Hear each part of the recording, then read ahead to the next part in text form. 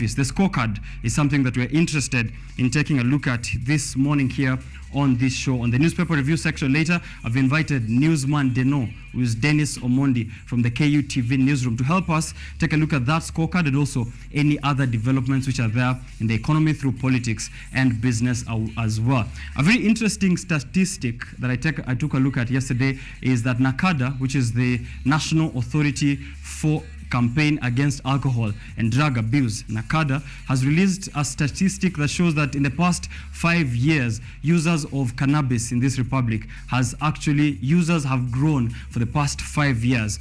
1 in every 53 people aged between 15 years and 55 years are using cannabis. And if you go to the side of males, 1 in every 26 of males in Kenya are using cannabis. This among other drugs, which means that for the past 5 years, the higher Kenyans are becoming on this side, the cooler that the government is doing on this side on taxes. I hope you got that. But on this show, we are hoping to have a sober discussion, and we better have it as soon as possible, because clearly the number of sober people in this republic is really dwindling as fast as possible. So we are trying to have a sober discussion here on the show, and to kick us off, I've invited some very interesting ladies on this show who are trailblazers in their own regard. One is actually a martial artist, so we're going to channel our inner strength to see how we can progress forward. They're servant leaders as well. One other also being featured in various media organizations like the NBC, which are international platforms, and she's been able to show how women can channel their inner strength, resilience, and also live healthier, fit lifestyles. That is important for business as well, and this being Biashara Tuesday, we're inviting all the women to tune in for this one, women in business and women in servant leadership. There's more also that is going to be discussed here on the show. Last week, the African Climate Summit, the inaugural of its own, a discussion on green climate financing in this continent happened. 23 heads of states were in Nairobi, where the host president, William Ruto, who's the chairperson of climate in the African Union, also gave deliberations, resolutions, and also policy frameworks in how we can implement climate resilience as we gear towards the climate change that we're facing as a globe. We're having that discussion, which culminated to the Nairobi Declaration. How prepared are we as a republic and also as a continent at large to combat issues of climate change? I've invited also a very interesting person here on the show, Dr. Susan. She will be here to tell us exactly what this deliberation means for us, the Nairobi Declaration, and how prepared we can be on an individual level. Those are discussions which are prepared on this exciting show of Biashara Tuesday, so be sure to tag along and tag me on social media platforms at Richard_OKENYE. Tag the show as well at KU TV Kenya. Remember, we are streaming live on YouTube, KU TV Kenya, and this being the best radio on TV experience, some of this will also be featuring on KU Radio, KU 999 FM, 99.9 FM. That's where you can get to listen through to these conversations if you're moving away from your television sets. But we're streaming live on YouTube. Leave us a comment there, and we'll be engaging with you in a short while. Welcome to the show. Tell me where you're tuning in from. Let's have fun.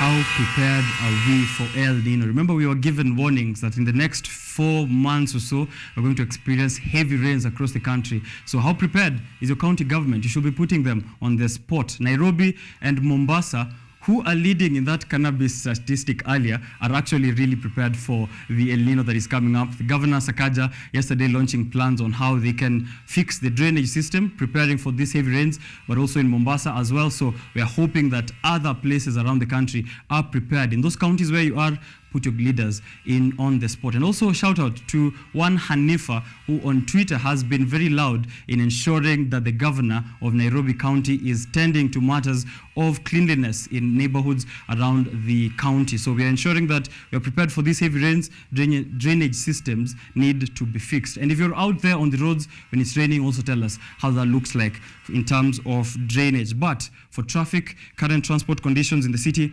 and in its outskirts, this is what I'm receiving so far, courtesy of Mathri Route, and also all of you who are out there on the roads. The dark outer ring road is jam-packed from White House towards Don Home. So if you're heading that way, that's information that we're getting here this morning. Bus companies like Easy Coach Limited should have to compensate you if they misplace your bag and lose it in one of their buses. Professional negligence. So professional negligence is being observed in Easy Coach. I like how we put them on the spot here, and I'm hoping we continue with our leaders as well, even as we take a look at issues that are happening there on the roads. They're saying that no seat is safe here, seat belts aren't functional, there's no space in the cabin, there's no headspace for people beyond 5'9", and this is problematic for tall people who are trying to board those Easy Coach matatus. Thank you for that information there. Good morning. There's a water leakage next to your current office, Nairobi Water. Please have a look at that. And that road is also, the leakage is under the road, actually, and it's disrupting traffic. The road has already started developing potholes. Thank you there on Twitter, Ngatia Samuel, giving us that information. RSV Kenya, accident reported on Southern Bypass at Kibra, heading towards Mombasa Road. Ambulance activated immediately. So that's information there. Also, those traveling from Eldoret to Nakuru advised again this day, as was yesterday, to use the Eldoret Torongo Eldama Ravine route. The highway has been blocked there at the equator. So if you are moving from Eldoret to Nakuru, that's the kind of information. There's a huge snarl up, which actually started yesterday on that Eldoret Nakuru highway and is still there here today. Southern Bypass at standstill at Kibera towards Langata. Must be an accident, so some of that towing of the vehicles happening right over there. That's the information that we have so far on what is happening there on the roads. Give us more. We'll continue updating you here on the show.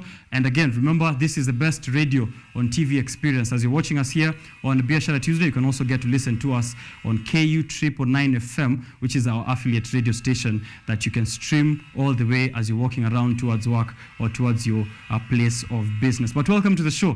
Going to take a short break and then coming back with that conversation with two very interesting ladies. You don't want to miss out on this one.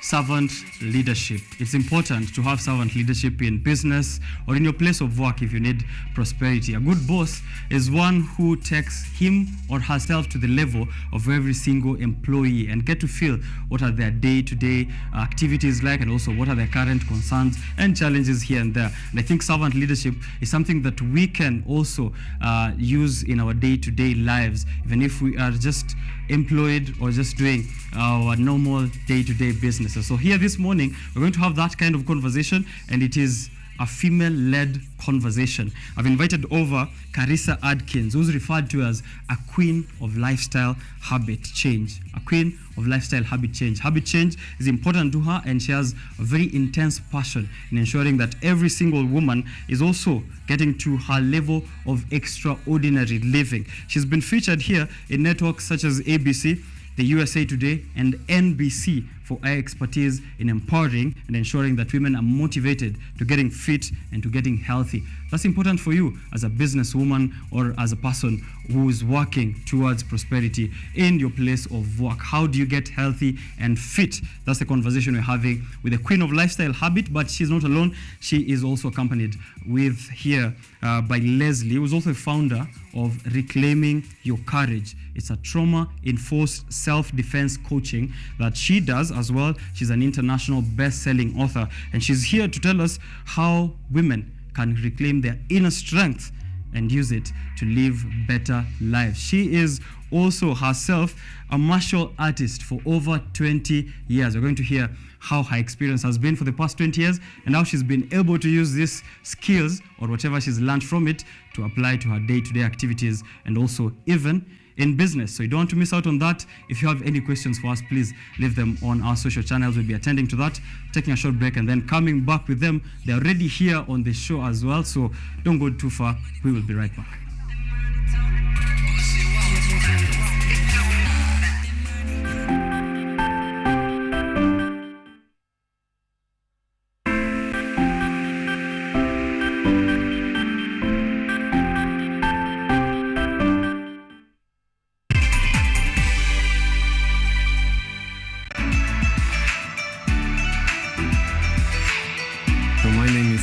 I'm Associate Professor in the Institute of Philosophy of Jagiellonian University in Krakow, Poland, and I'm the main coordinator of the Cafe project, which is being here hosted by Kenyatta University. My name is Ewa Hudoba.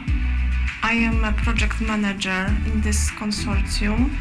Keep watching cutting edge research at Kenyatta University Television.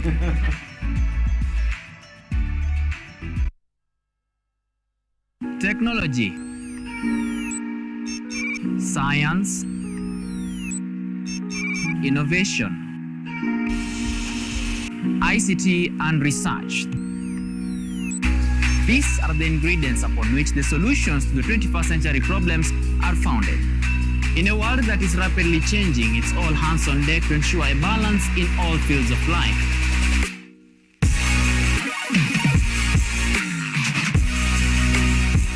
Women, young and old, are also in the front line, breaking the glass ceiling, becoming thought leaders in the larger tech space.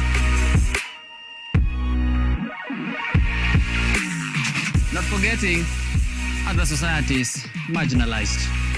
And when the tech Avengers come together, we inch closer to a much safer, efficient, and sustainable world. What we view as a norm in today's advanced world was just an idea, and for nostalgic reasons, we trace back to the iconic days to bring you the retro tech. On Technovation Show, we encapsulate all the pillars of the fourth industrial revolution, decoded in a language, all for one for all. Every Monday at 8:30 as we push the mantra, keep learning something new each and every day. Only on KUTV, a new experience.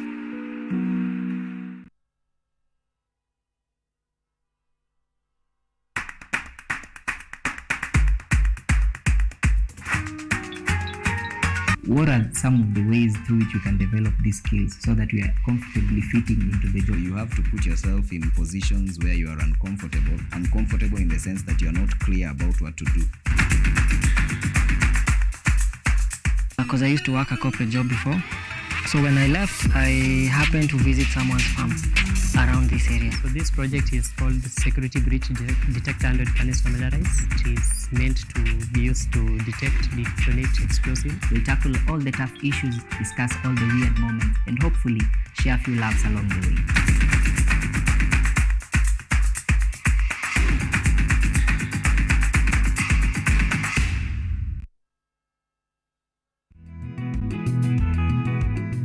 Kutoka kuwa jamii ya kuhamahama na sasa kujumuisha kilimo katika mitindo yao ya maisha. Kwenye toleo la kaunti ya Narok, hii ni Boresha Kilimo, kwani afya bora ni kilimo bora. Kwani kilimo ndicho huboresha maisha.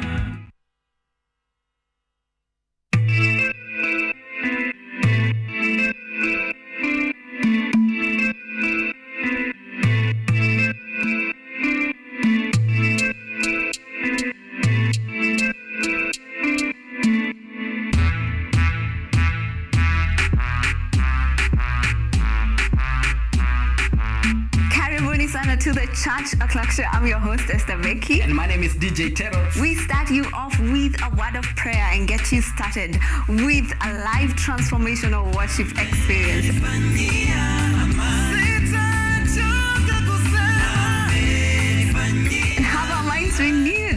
by the word of God on the word segment. And not forgetting new music za hii wiki, yani ndakuwa bado nawapatia pale wasanii wamekuwa kiwakali.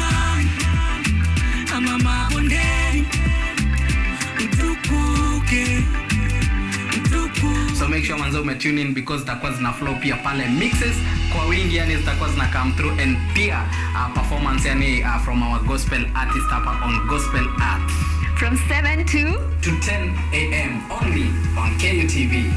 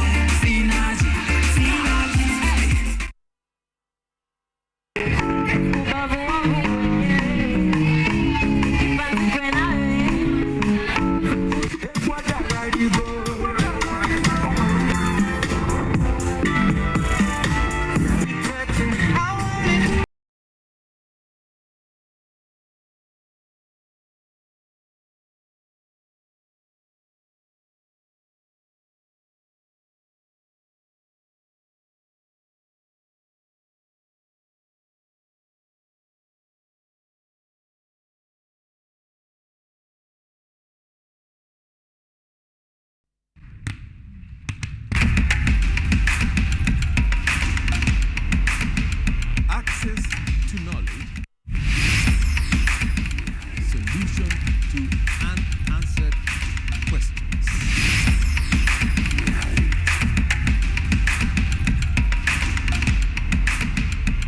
Guidelines to pursuing your rights and repossessing your property, intellectual or material. This and more only on Law Matters.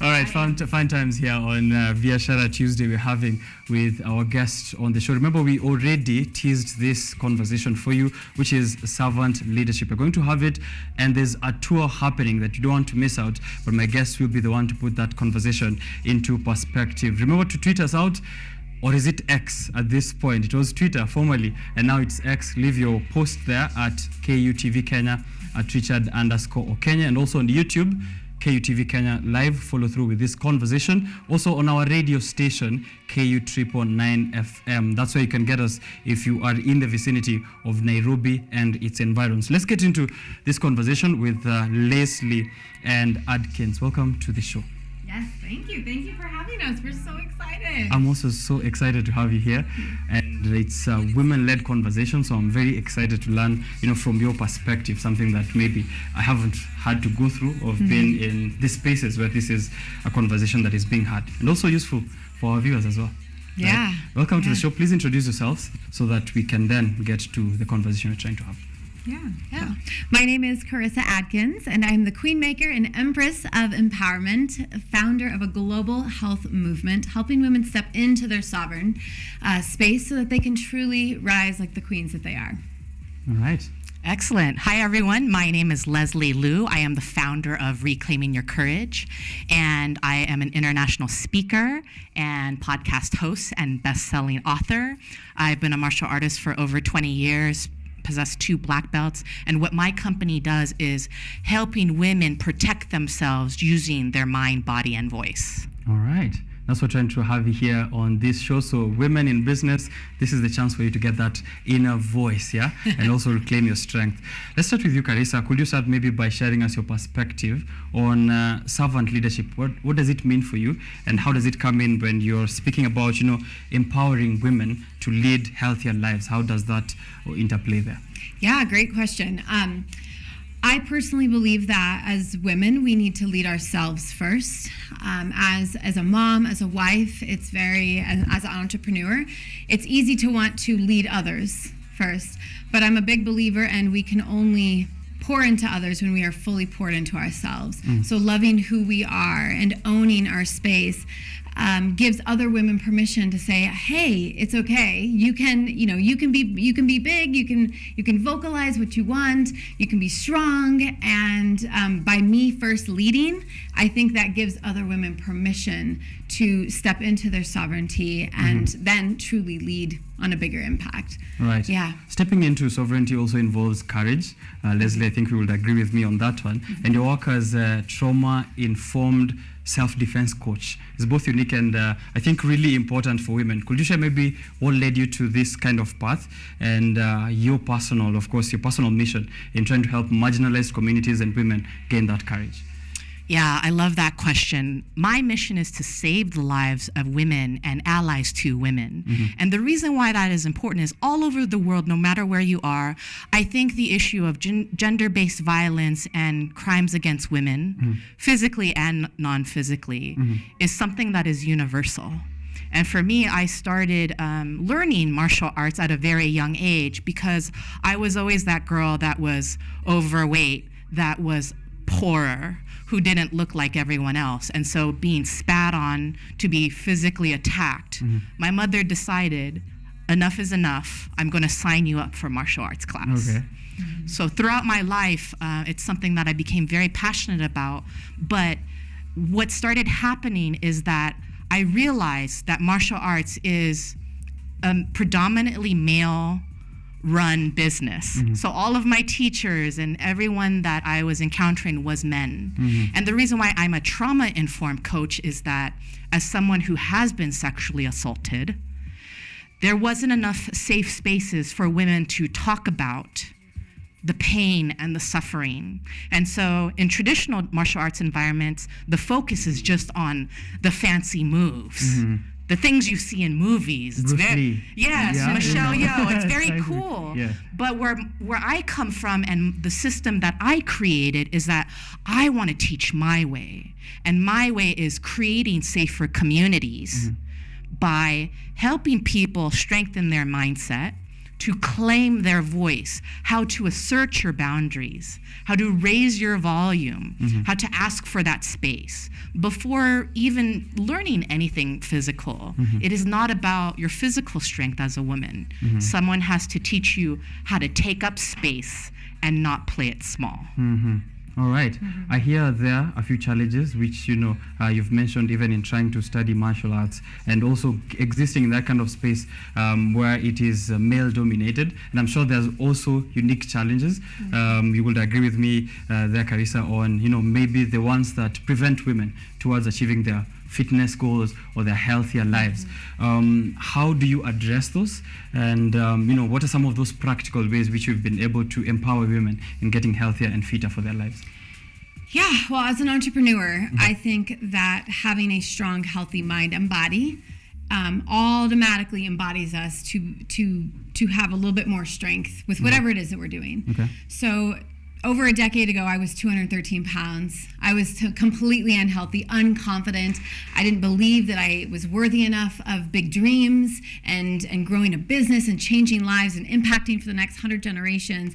And I found who I be when I decided that enough was enough for me. I was going to get healthy. So it really, getting healthy, staying healthy is easy. Right? A lot of women like to overcomplicate getting healthy, but really it comes down to eating more food around the table, right? Cooking more meals.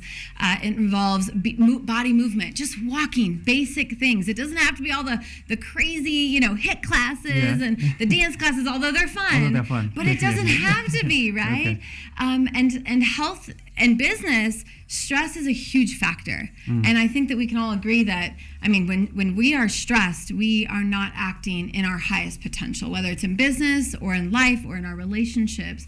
So stress plays a huge role. And I've learned how to overcome, autoimmune diseases and poor health, obesity, because I've learned how to manage my stress, and I just don't stress anymore. So, just learning some things to do instead of stressing out. It's like meditation, mindfulness practices, things like that. Are going to be huge and very, very beneficial for anyone in life or in business, but also with health. That's true. If we put in a twist there on servant leadership, I think there is, there's definitely a sense of pride when you achieve your health and fitness goals, 100%. right? And then now you're in a position where you're trying to empower other women. How do you humble yourself enough, as a leader who's trying to empower other women to see the goals that you've been able to realize yourself? How do you introduce that kind of servant leadership and, realize that they're also on their own kind of journey to get to what you're trying to empower them to? Yes. I show them by leading, right? I will fly out and show women how to move their bodies.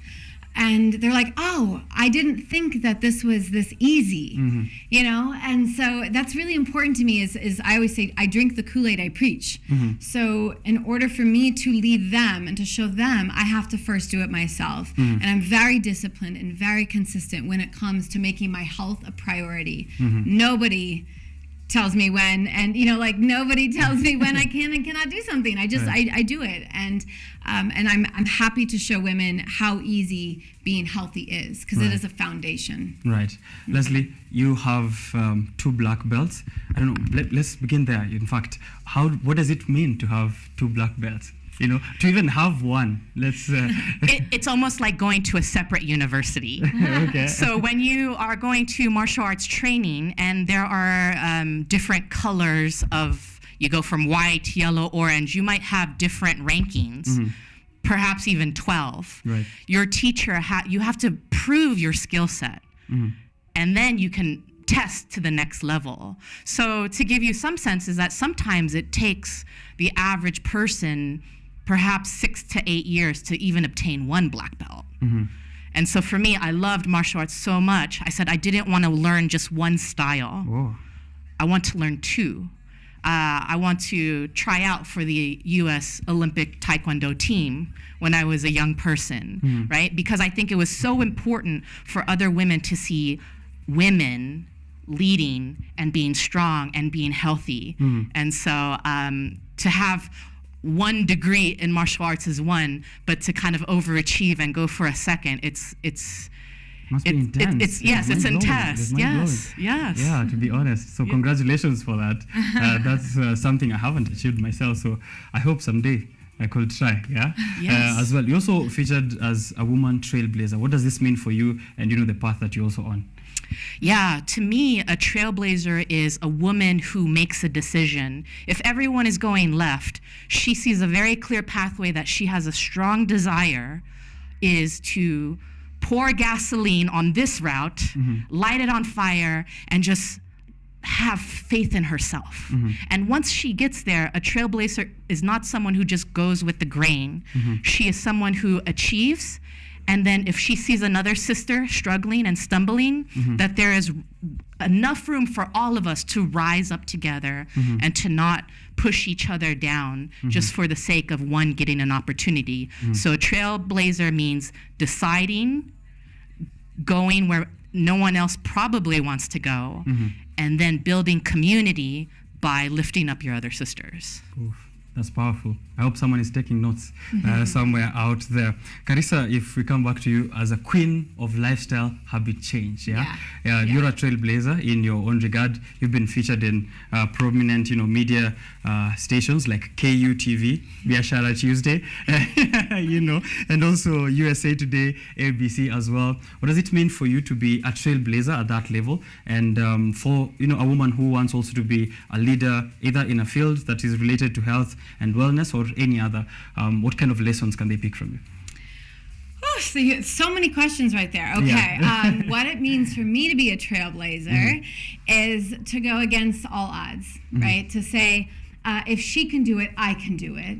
And that's really important for me to show women and to show my daughter, right? I'm a role model and to so many. And so what I love to do is I love to help women realize that there's an alpha queen within them. We were all born with this beautiful right of we are strong, we are capable, we can do anything that we put our minds to. Right.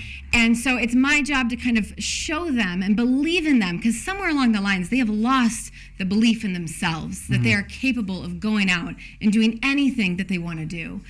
And when I can just help them really craft up a mindset around it and help them unleash this beautiful power within and heal from their past, then they can step up and show others, right? That's my mission, is to change and impact the next 100 generations. And because it's not about me. I teach one woman how to do something, she's going to teach her family. Then their family is going to teach their family and their friends, and that's how we have a ripple effect. All right. Yeah. Okay, that's a good way of learning. It's sort of apprenticeship, yeah? Yeah. Learning from the next person and passing it over to the next person. Are you planning to set this up in Kenya, maybe? Yes, I would love that. So I have a global mission with that. I want chapters in all types of countries and states that empower women to step up together. Like Leslie said, I believe that we rise together and we are stronger together. Okay. And so yeah, absolutely. Who wants to start in Kenya? Who wants to be with me? Leslie as well, Reclaim Your Voice, is that coming to Kenya? Absolutely. I think that there's a natural connection and network that happens, especially around women empowerment as a movement. And so I like to say that, yes, my mission is there's the intersection with my sister Carissa here, is because I want to reach women, because I know that we all face similar struggles.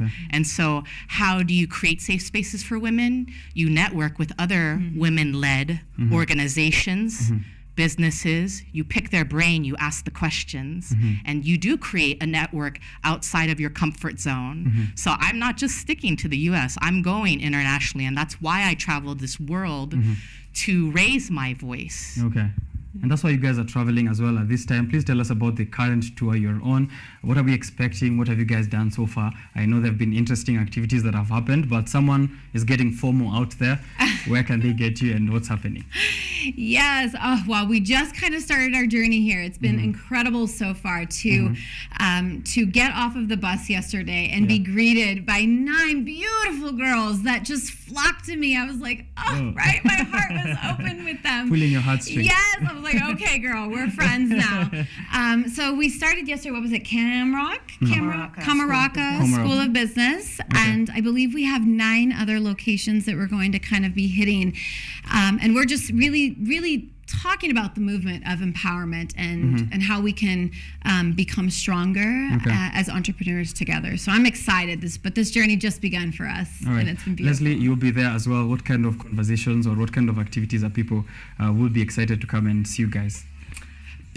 The conversations, I think the theme is around what it takes to be courageous. What are the skills that you actually need outside of being book smart that will help you in life and business? And so you can look forward to very concrete, tangible advice of how to take action to recognize your self-worth. And so alongside our other colleagues, I think that there's about 8 other of us that have similar visions in terms of like our missions, but our approaches are different. So we're gonna really rattle the earth with all the movement we're gonna be making in the next week. All right. That is what you get here first on Biashara Tuesday. If you had any questions, please remember to, are there social channels? Maybe people can reach you out once you're out of our vicinity.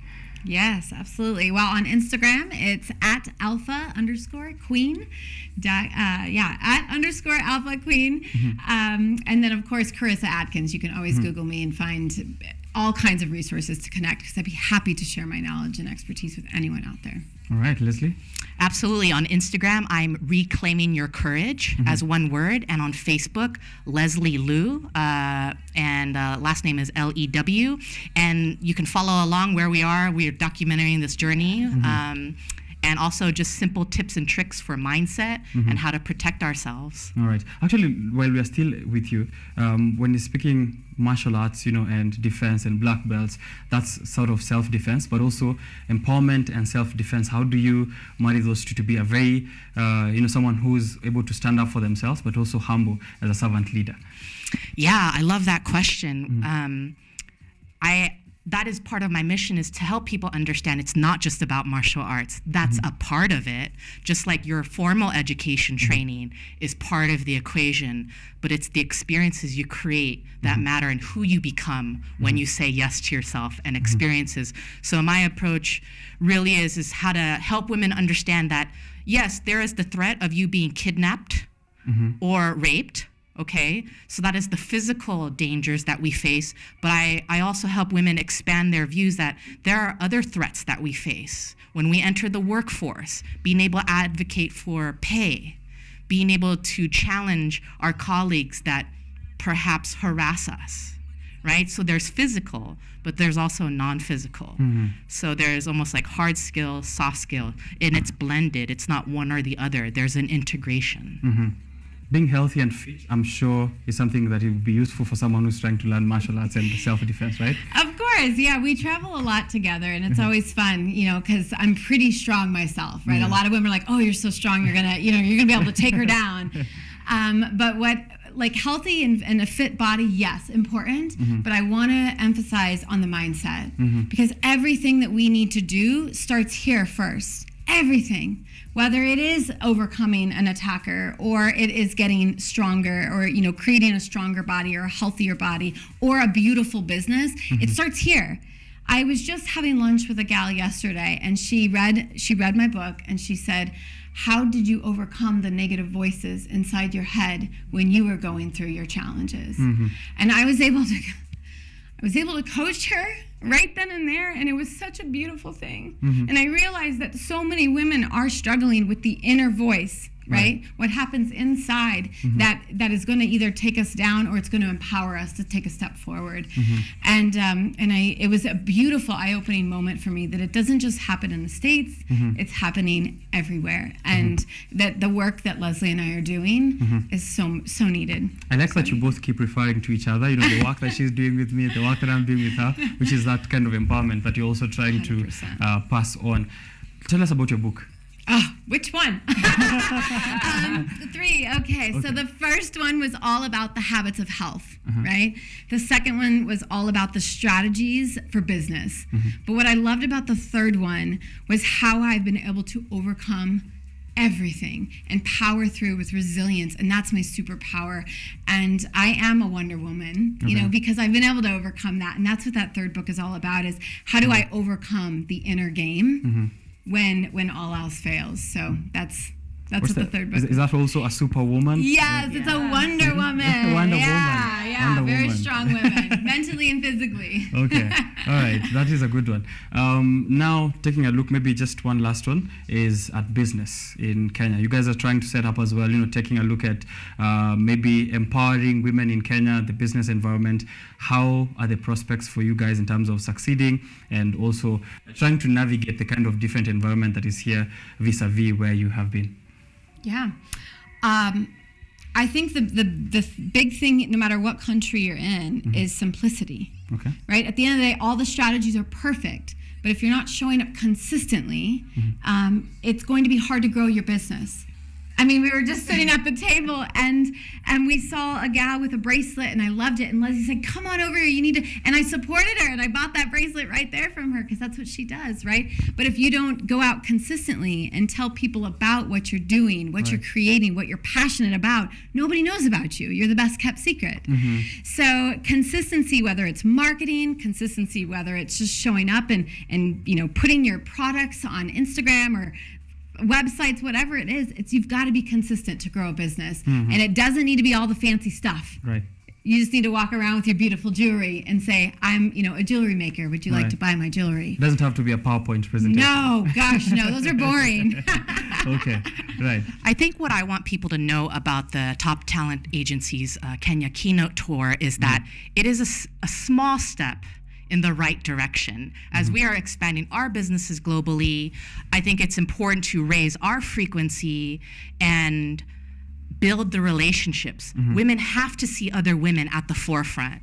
Women have to see other women with women-led businesses. So just the fact that you are an ally to us here, providing us this safe space, the fact that Kenya has embraced us, I have so much gratitude because it makes me very hopeful that building these connections and networking and sitting at the table with these women in Kenya and having these conversations with you, it's like, it's so much inspiration to come back, and that's how movements and that's how business growth happens.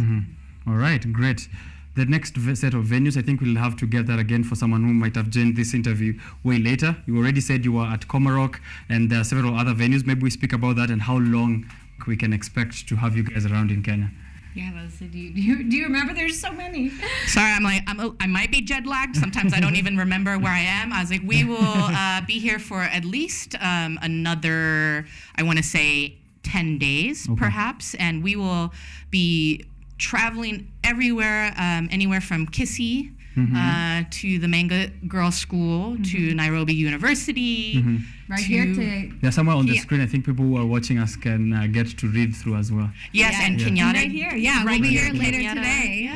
Yes. Yeah. So students in Kenyatta University and also the fraternity can all join through to come and see how empowerment works and servant leadership.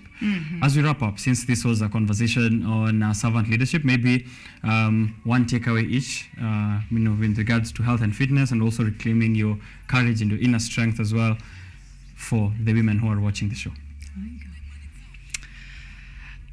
I want you watching this to reclaim your voice. You have one. Instead of blending into the crowd and thinking that your story doesn't matter and that your voice doesn't matter, I want you to be bold, to be courageous, to be authentic, and to lead with love. It's okay to be scared, but it's how you take steps forward when you are scared. So raise your frequency energetically. Money is energy. Everyone's presence is energy. Chris and I are creating energy everywhere we go, and people are like, we love your energy. Energy attracts more energy. So to not be afraid to speak up is the biggest takeaway I want someone to take in watching this. Sure, thank you very much there. Anything, Carissa? Yes, oh my goodness. I think the biggest takeaway for anyone watching, especially the ladies, because this is our superpower, we have intuitive feelings, right? And I make so many decisions based on what my heart says. Not necessarily what the ROI on paper will be, but what does my heart want? What does my gut want? And when I think about, so when I make any decision, I say, Carissa, what, does this feel good to you? And, the inner queen's like, yes, queen, yes, go out and get it. And so if you're listening, if you're trying to find advice, go to yourself first, go to your heart first. Your heart will never steer you wrong. It always knows what it wants. All right, definitely. I also got the information here finally on some of those places, and I think I'll just save them to our audience. And if you're home, I think you can watch this on television. If you're listening to us through KU 999 FM, these are some of the places that you can be at, which will be Nairobi University, Kenyatta University today, later. It'll be also, the Top Talent Agency will also be at Kisii University, Zesha Plus Community College, Kisii Polytechnic, Manga School for Girls, Chekenani Girls High School, Kereri Girls High School, Nyamuya Primary School. I think Manga and Kereri also had a visitation sometimes back. They must be really lucky to have you guys go there quite often. So you can also meet other guests, authors and experts who are coming to Kenya to speak with you. The ones we have on set as well, and many others who I can't be able to go through all of them, but be excited. That's something also I think I'll leave there for you to be curious about as you go to some of these venues from September 11th all the way to the 19th of 2023. You can be checking out the website, kenya.toptagency.com, kenya.toptagency.com. Thank you very much, Carissa and Leslie, for having us at this conversation. Thank you. All right. We're going to take a short break here on Biashara Tuesday. Take a cup of water, and then I'll be back with more conversations, exciting as ever. Don't go too far.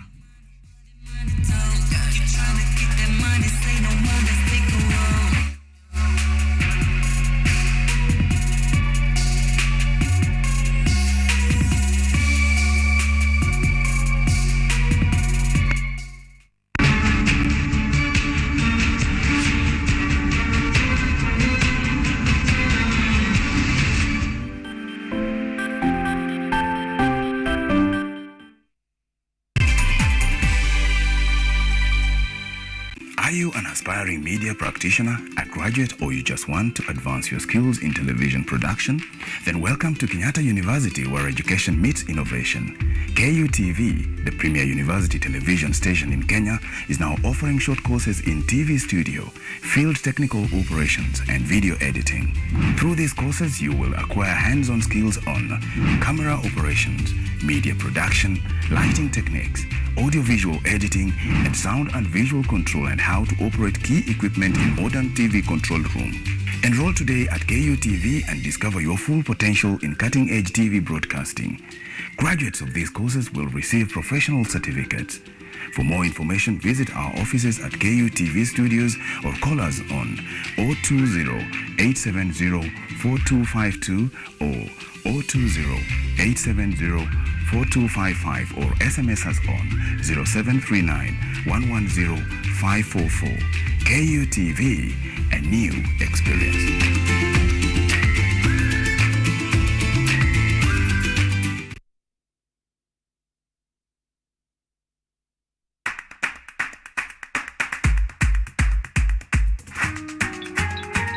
What are some of the ways through which you can develop these skills so that we are comfortably fitting into the job? You have to put yourself in positions where you are uncomfortable. Uncomfortable in the sense that you are not clear about what to do.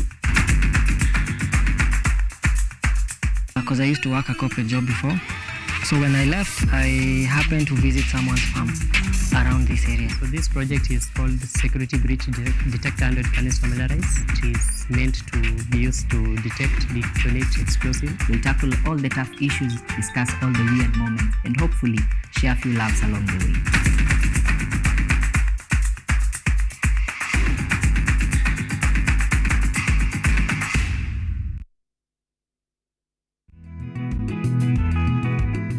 Kutoka kuwa jamii ya kuhamahama na sasa kujumuisha kilimo katika mitindo yao ya maisha.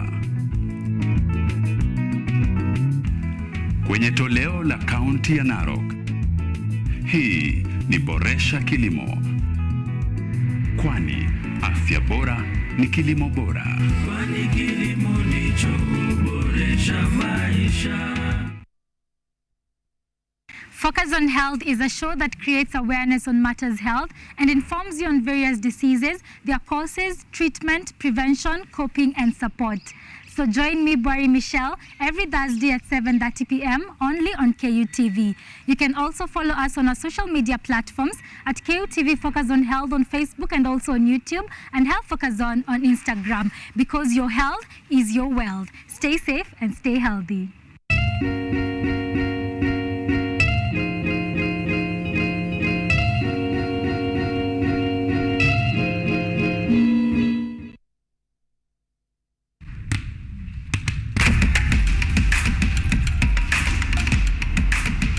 Access to knowledge,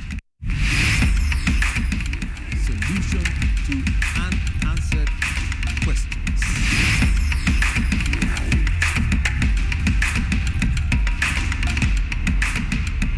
Guidelines to pursuing your rights and repossessing your property, intellectual or material. This and more, only on Law Matters.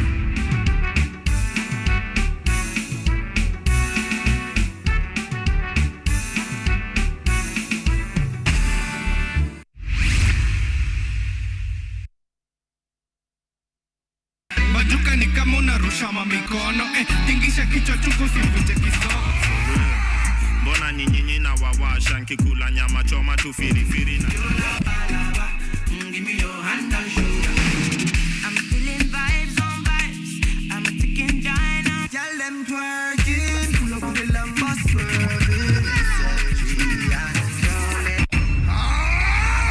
I work so hard, you know I don't want no stress. I no get time to impress. Call that girl with a lovely dress. Yeah, yeah.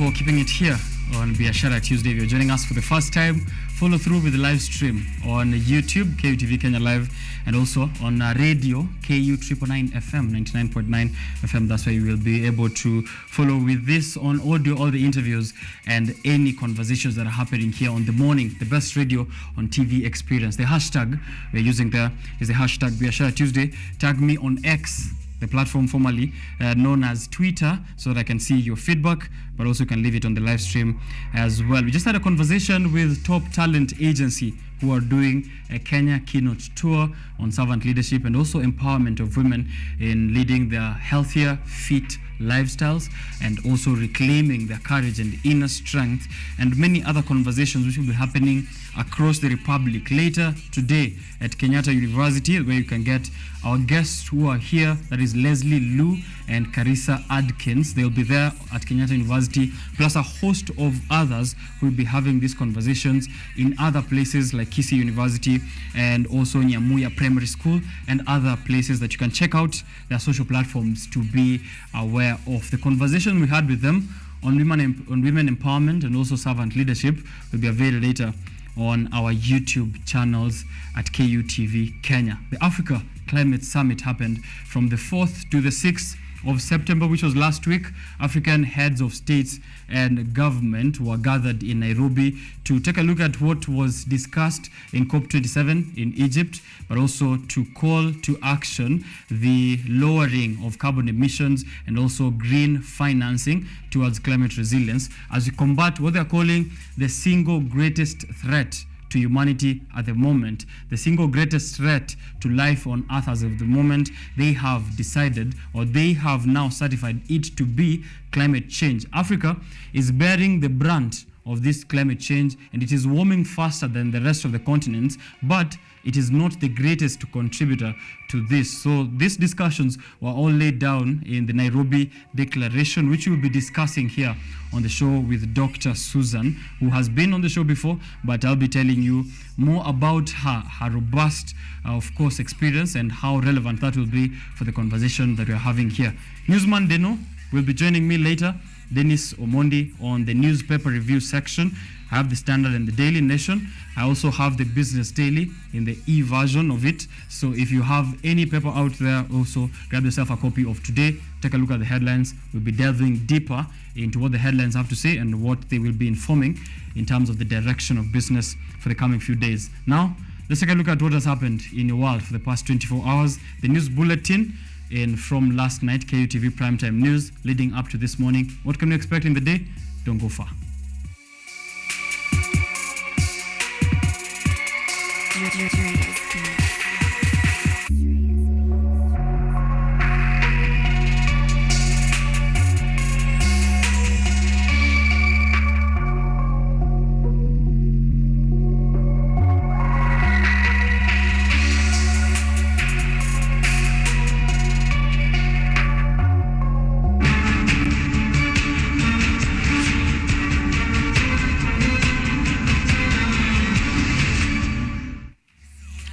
This is what we have for you, prepared by the reporters at KUTV Newsroom and now delivered to you from KUTV Rise today. The inaugural Africa Climate Summit came to a close, that is last week, after 3 days of intensive discussions and exchanges focused on Africa's climate challenges and solutions. The summit saw notable commitments from various stakeholders, including significant financial pledges for green growth and mitigation efforts across the continent. The closing day's address by President William Ruto reflected on the achievements and the path forward for Africa's climate resilience. Yvonne Kemuma with more of this. The curtains finally closed for the Africa Climate Summit, where the final day saw intense discussion and exchanges on Africa climate situation. In his day's address, President William Ruto lauded the efforts made during the inaugural Africa Climate Summit and all the agendas fulfilled. The president also noted that several commitments have been made by various stakeholders, totaling to about $23 billion for green growth and mitigation efforts across Africa. It is wonderfully appropriate that Africa is a young continent. The future does not merely belong to us. Our youth make us the future. Notable highlights from the summit include a partnership set to invest $60 million in rural Burundi to expand grid access in the region. Additionally, there is a $4.5 billion commitment from the United Arab Emirates to boost renewable energy and significant contributions from the private sector. The reform of the multilateral financial architecture and the mobilization of adequate financial resources is necessary for progress in our journey into the future. We have challenged the international community to exercise a level of imagination in governance and climate action that is commensurate with the imperatives to overcome the immense existential challenges of our time. The Pan-African parliamentarians during their plenary sessions made several remarks, including a call for increased support and solidarity from international communities, especially the developed countries, to provide adequate and accessible financing, technology transfer, and capacity building for Africa's adaptation efforts in line with the Paris Agreement goal of mobilizing $100 billion by 2020. We stress the need to more than triple adaptation finance for Africa, largely in form of grants, as current levels are insufficient to meet the estimated adaptation costs in developing countries in Africa. As the climate summit comes to an end, African leaders are confident that Africa holds the key to global climate change solutions. Among the proposals made is the institutionalization of the climate change agenda. Yvonne Kemuma, KU TV. So what will African leaders take to ensure the implementation and the monitoring of these goals which have been outlined in that Nairobi Declaration? Dr. Susan Mwangi is a lecturer of history, archaeology, and as well as political science. She'll be joining me here on the show to let us know what specific actions and policies African countries are going to be taking to adapt and enhance their climate resilience. But before that conversation happens, let's take a look at a bit more of politics which is happening within our borders. The bipartisan talks between the Kenya Kwanza government and Azimio One Kenya coalition have been postponed again to Monday, September 18th. Kenyans have been urged to continue submitting their memorandas so that every idea, concern, and suggestion is included in the framed agendas. As of yesterday, the National Dialogue Committee, through the Technical Committee, had received 142 memoranda from stakeholders. Embu Governor Cecily Mbarire, who is the vice chairperson of the National Dialogue Committee on the Kenya Kwanza side, said that this bipartisan technical committee will have the whole week to revise the recommendations. The National Dialogue Committee has resumed the bipartisan talks today at the Bomas of Kenya with the aim to discuss and revise the agenda agreed upon between the Azimio la Umoja One Kenya coalition and the Kenya Kwanza Alliance members as they seek to come to a common ground and solve their differences. In our communication, Governor Cecily Mbarire noted that the talks have been postponed till next week. Mbarire said that the committee has received over 140 petitions from Kenyans who have requested the inclusion of their recommendations in the talks. She says that the 8-member technical committee will revise the recommendations presented to them. The National Dialogue Committee, under the leadership of co-chairs Kimani Ichung'wah, representing Kenya Kwanza, and Kalonzo Musyoka, representing Azimio, pointed out 5 key agenda that were to remain a topic of discussion in the dialogue process. They agreed to deal with the outstanding constitution matters, electoral justice, entrenching funds into the constitution, establishment and entrenchment of state office, and fidelity to political parties, and law on multi-party democracy. Meanwhile, Deputy President Rigathi Gachagua, while speaking at a church service at Rara in Meru County yesterday, bashed the talk, saying that the audit of the 2022 elections is not a matter of discussion and should be eliminated from the talks. We are also encouraging bad habits. Your Excellency, we cannot allow an agenda to discuss and to audit the general election. However, Azimio la Umoja leader Raila Odinga, while addressing Kisii resident yesterday, blasting the Kenya Kwanza Brigade, claiming they are not taking the bipartisan talk seriously. Tutawapatia nafasi waongee vizuri tupate suluhu ya kudumu kwa mambo hii tuko nazo. Lakini wakileta nyokonyoko,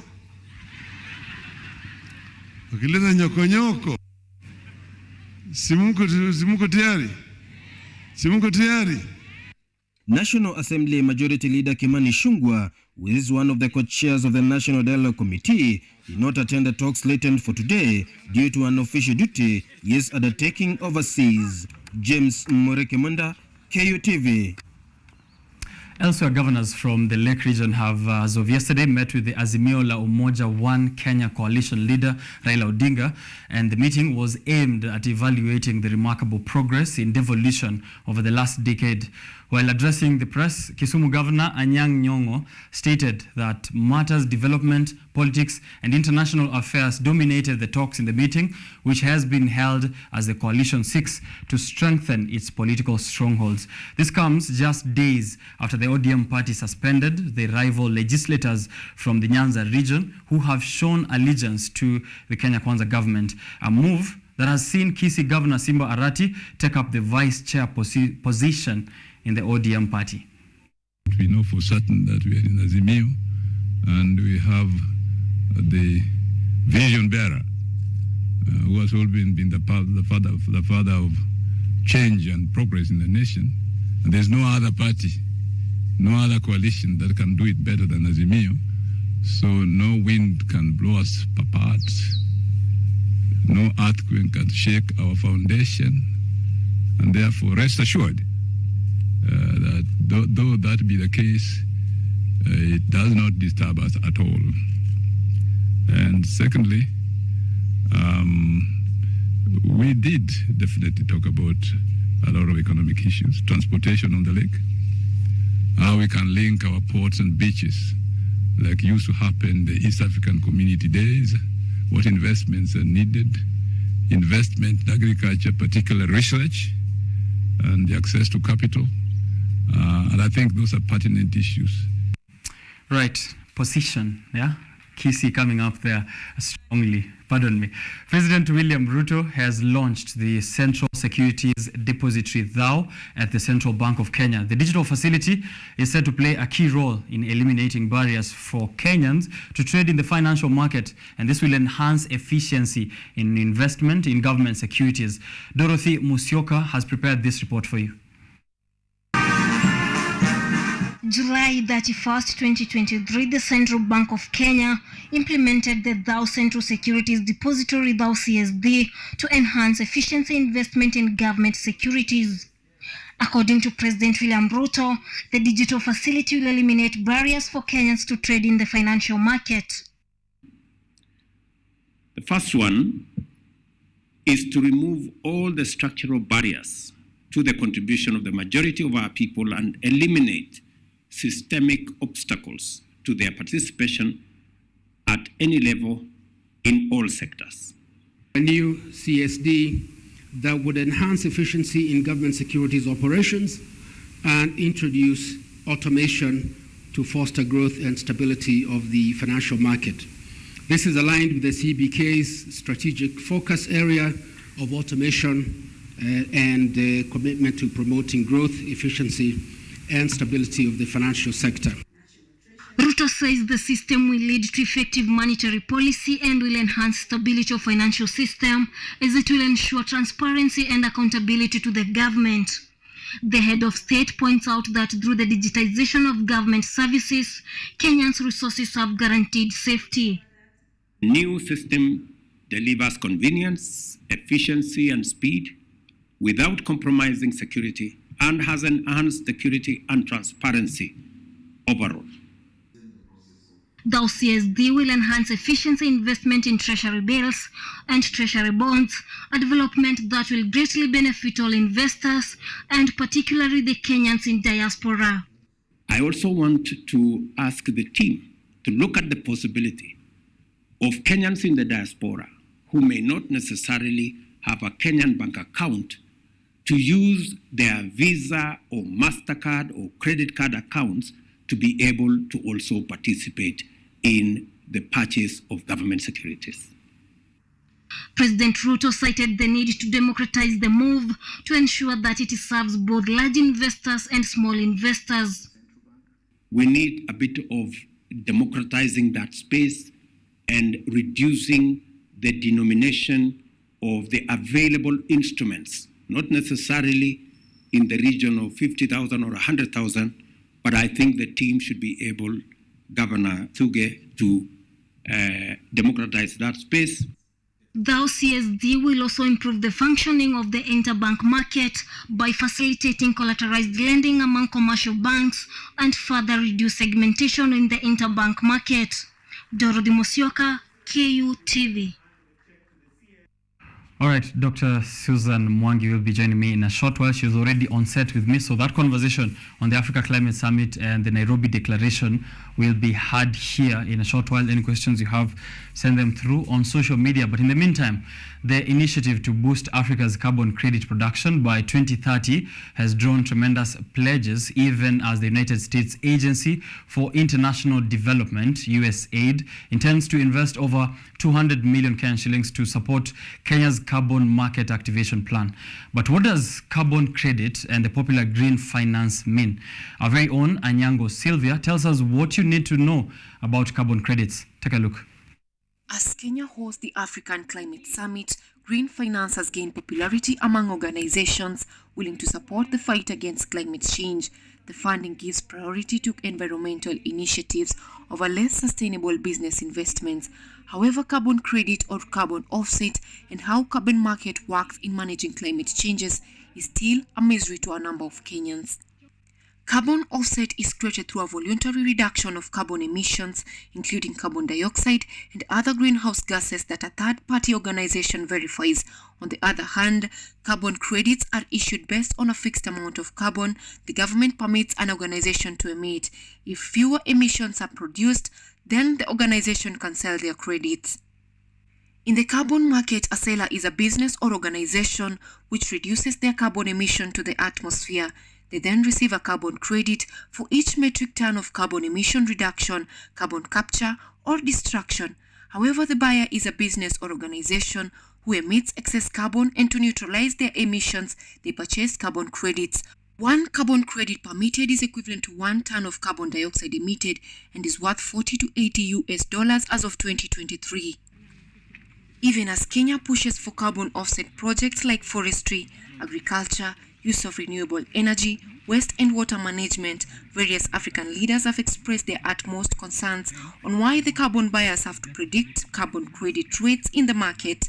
The proposed Carbon Credit and Sharing Bill 2023 seeks to ensure fair and equitable sharing of benefits among stakeholders while promoting development of the carbon credit trading center in Kenya.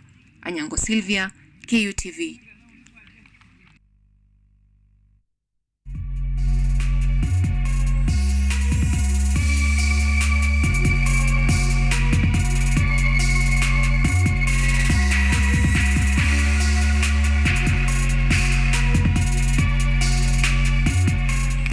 All right, we'll be continuing with those news updates a bit later on, but a very big sign of gratitude from us at Price today to all the KUTV newsroom reporters who've been able to prepare those stories for us.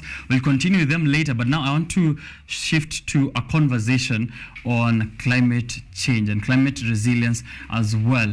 Africa is disproportionately affected by the effects of climate change.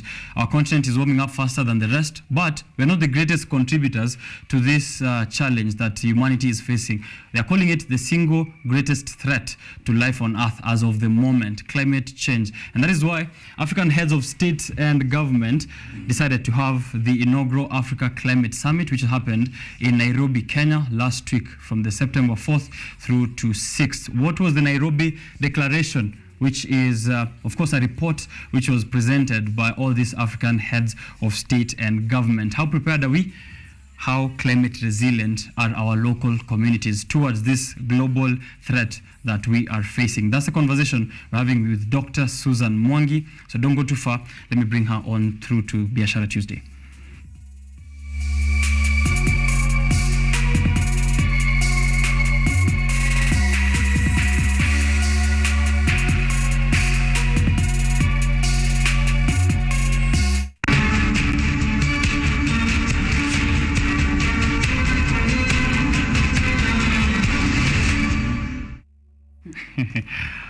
All right, well, let's welcome back Dr. Susan Mwangi to the show once more. I think the last time we were having a conversation here, we had another Susan on the set as well, who was Ngoiri Migwi. She's doing well out there, so shout out to Ngoiri Migwi, and please do come back to, as Dr. Susan has availed herself once more to have this conversation. Climate change, is it the biggest threat that humanity is facing at the moment, and how prepared are we? Carbon taxation, a very hot conversation has happened for the past 1 week, online and offline as well. What is carbon taxation? Is this more tax from the government of Kenya Kwanza to us citizens, or how exactly does this play with climate resilience and climate adaptation? Let me welcome Dr. Susan to the show. You're a lecturer of archaeology, history, and political science. All of this in one packaged in one robust experience that you've had over the past years. How does this all bring us to climate change now? Thank you so much. OKENYE. Yes. I remember the last time we were here, we were discussing radicalization, if I'm not wrong, and yes, women. And women empowerment. And yes. women empowerment. And I hope you've been doing well, as I can see. Yes, I am prospering. I can see. I hope it shows. I can see. Yeah. Welcome, viewers. I am happy to be here once more to discuss a topic that is very hot currently, especially after the African Leaders Summit that was held in Nairobi. It was one of its kind. It hasn't happened elsewhere in Africa. It was the first one where African leaders have decided to come together and speak with one voice about African situation as relates to the climate crisis. The climate crisis has been there since the 1960s and well before that. I'm a lecturer in history, so I'll take you back to history. Okay. And at the time, the debate was about global warming. Today, I don't know whether we are going to talk about global warming or we are going to talk about global heating and global melting, because the situation has changed. As we stand today, the world is experiencing a catastrophe that is going to affect all of us. So we are moving away from the debate on Africa as a victim to a situation where we are talking about the potential of Africa to drive the debate on climate change. Right. Richard, yeah. Right. Yeah. They're saying that it is the single greatest threat that humanity is facing at the moment. I know we have nuclear war, a threat of nuclear war, and many other like terrorism. Is climate change actually the biggest threat that we're facing? Is it that serious? Thank you so much, Richard. I will tell you why we say that climate change is the biggest catastrophe, the greatest threat that humankind has. In 1968, Garrett Hardin wrote a book on the tragedy of the commons. And in the tragedy of the commons, he talks about how climate is a common factor for all of us. The environment is a common factor to all of us. And so once the environment is affected, it does not respect any boundaries. If there is a climate change issue, if there is a drought, if there is receding waters and oceans, it affects all of us. So whether you are a polluter, as it were, or you're not a polluter, that climate change affects all of us. Because if the African continent, even if 93% of the African continent has renewable energy, that does not translate to the other continents. And once the other continents are affected, it definitely affects all of us. So climate change is the biggest catastrophe that the world is facing today. And if it is not checked, it will mark the end of humanity. Yeah. Right. African cities here, I was taking a look at a few numbers.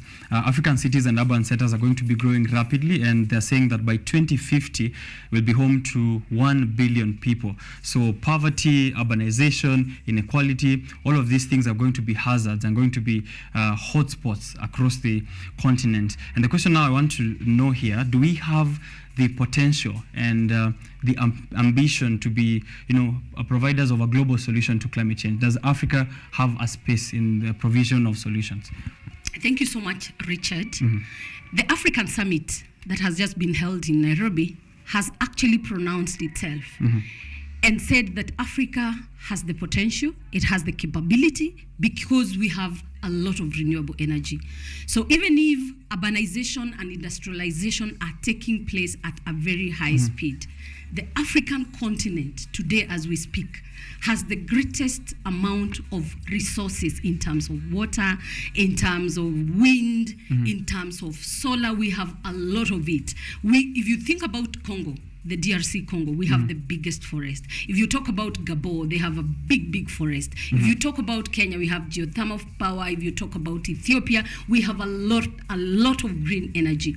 And this green energy can actually be harnessed to be used by the world.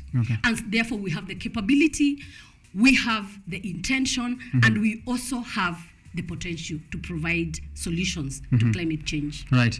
What key commitments then can we be excited about in this latest Africa Climate Summit? There was a Nairobi declaration that everyone was, looking forward to see the deliberations, the policy frameworks. Are there some key goals that you can outline for us that are going to address this climate change?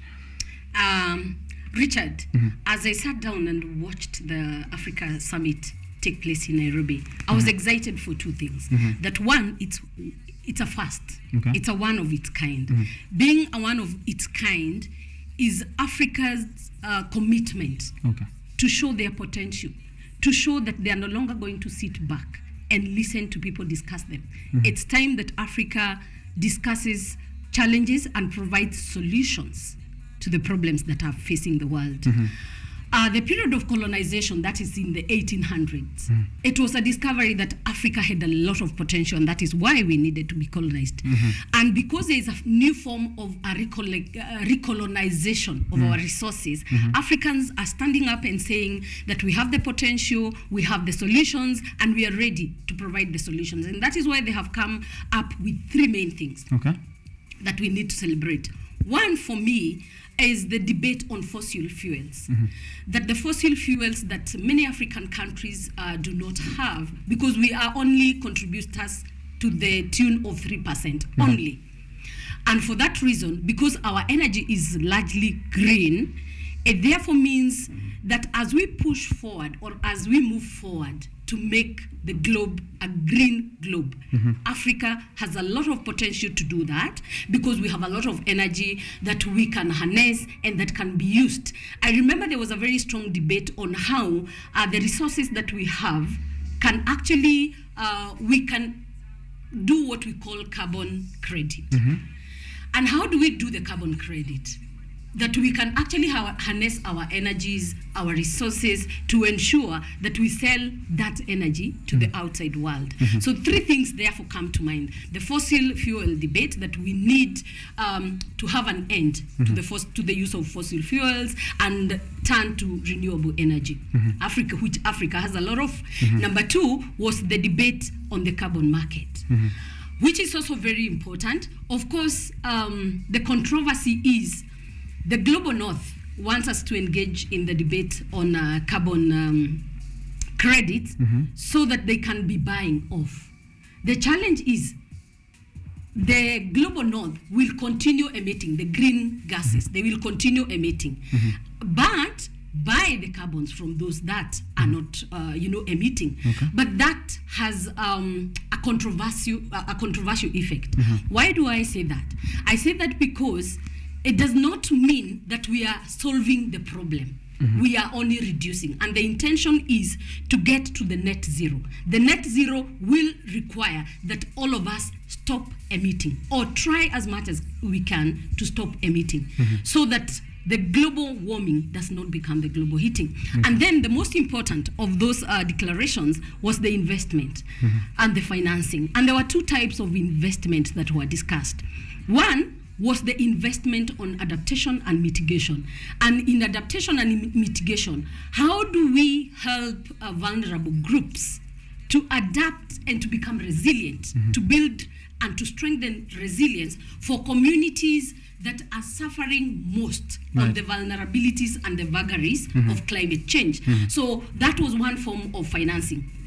The second one was the asset financing, where we are saying instead of compensating, because we can never compensate for what has been lost, can we invest in green energy? And investing in green energy will require a lot of partnerships, private public partnerships, the global north and the global south. So for me, I felt that was a good discussion on where we move the debate from compensation to investment. And we are investing in mitigation and adaptation, and also investing in asset financing, where we do not just cushion the communities, the vulnerable groups, but we also give finance to countries, especially the African countries, who have a lot of debt to pay currently. So can we cancel the debt and give African countries, finance to be able to ensure that their renewable energy is harnessed to the right direction? Right, and while we're still speaking financing, I think reparations of the contributions towards climate effects by the global north was also a big conversation here, given that, as you said, that we emit or we contribute a paltry 3% or 3 to 4% thereabout, while the greatest contributors continue to benefit from this system. And there was also, the need for them to honor a commitment in towards climate financing. But before we get into that and to see how resilient, of course, we can be on a local level, as you mentioned, there are vulnerable groups being, the youth, women, and others in parts where, these conversations are not held. We are having these conversations at COP summits, at the Africa Climate Summit, the COP28 is coming up as well. But how do the local vulnerable groups also get to participate in this kind of resilience? So we'll get into that. But since you're also a lecturer of political science, I want to hear from you. There's a need to ring fence these kinds of declarations from geopolitical interests, right? Politics might come into play. We've seen the issues of BRICS and realignment here and there. How then do we still ensure that we are focused on our goal?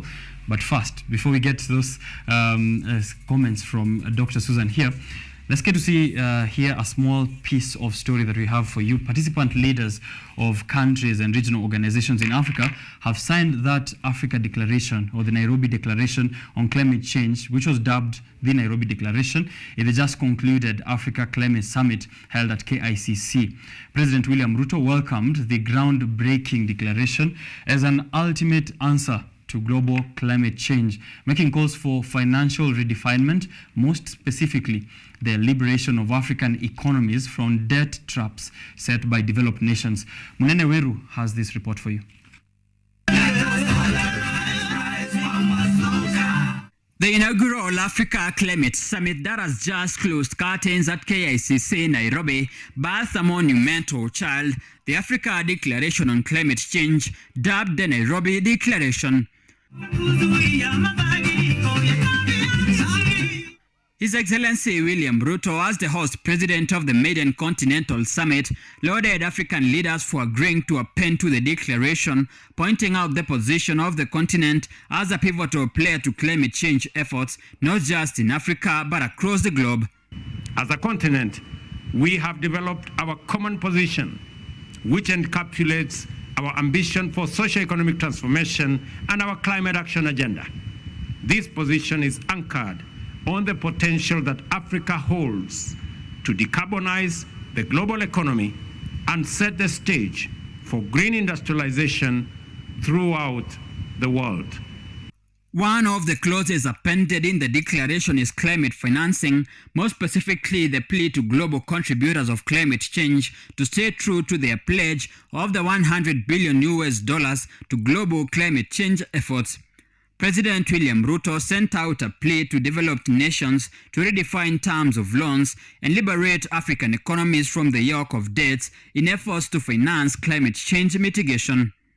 We demand a fair playing ground for our countries to access the investment needed to unlock the potential and translate it into opportunities. We further demand a just multilateral development finance architecture to liberate our economies from odious debt and onerous barriers to necessary financial resources. Climate financing has taken center stage in the climate mitigation debate, a topic that has well been captured in the appended Nairobi Declaration, And as the visiting leaders exit the KICC in Nairobi, the real climate change mitigation will ensue, that of holding true to agreements made in this year's edition of the Africa Climate Summit in Nairobi. Muneneweru, KU TV. Marks the end of the Africa Climate Summit 2023. All right, that's the Nairobi Declaration there that will be presented for a call to action in various countries. Heads of state and government already have their copy of the Nairobi Declaration. You can also get yours as well. Check out the AU website. I think it will be easily availed to you there. I'm trying to actually get you what the site is so that you can read yourself what African leaders decided here on how they're going to do capacity building in their own respective capacities. But let's get back to Dr. Susan. Now, before we enter that very important piece that was played there, I was asking about geopolitical interest. Yeah, we are realigning ourselves. I think it was Monday or last week on Friday where the papers were calling President William Ruto a darling of the West. There are geopolitical interests, of course, that we might not get into, but how do we ensure that that is not interfering with the direction we are heading, that this is not just another political bickering that we'll do year in, year out? Is it even possible for us to fence ourselves outside of that geopolitical or those geopolitical interests? Richard, the world is a small village. And because it's a small village, there is no country, there is no state that can be able to work alone. But that said, even if there is no country that can work alone, there is a strategy that we call selective engagement. And selective engagement means that you pick an ally that best fits you or that agrees with what you stand for. So as a country, I don't know whether you're asking me as a country, Kenya, or as Africa, but I am going to talk generally as Africa. Okay. Because the African continent spoke with one voice, the need for investment as opposed to compensation. Geopolitically, remember that the Western countries, together with China, especially the US and China, are the biggest emitters. And being the biggest emitters, they're the ones that drive the agenda for climate change. They're the ones that are the biggest financiers of the climate change. So that said, therefore, the agenda will be driven by these countries.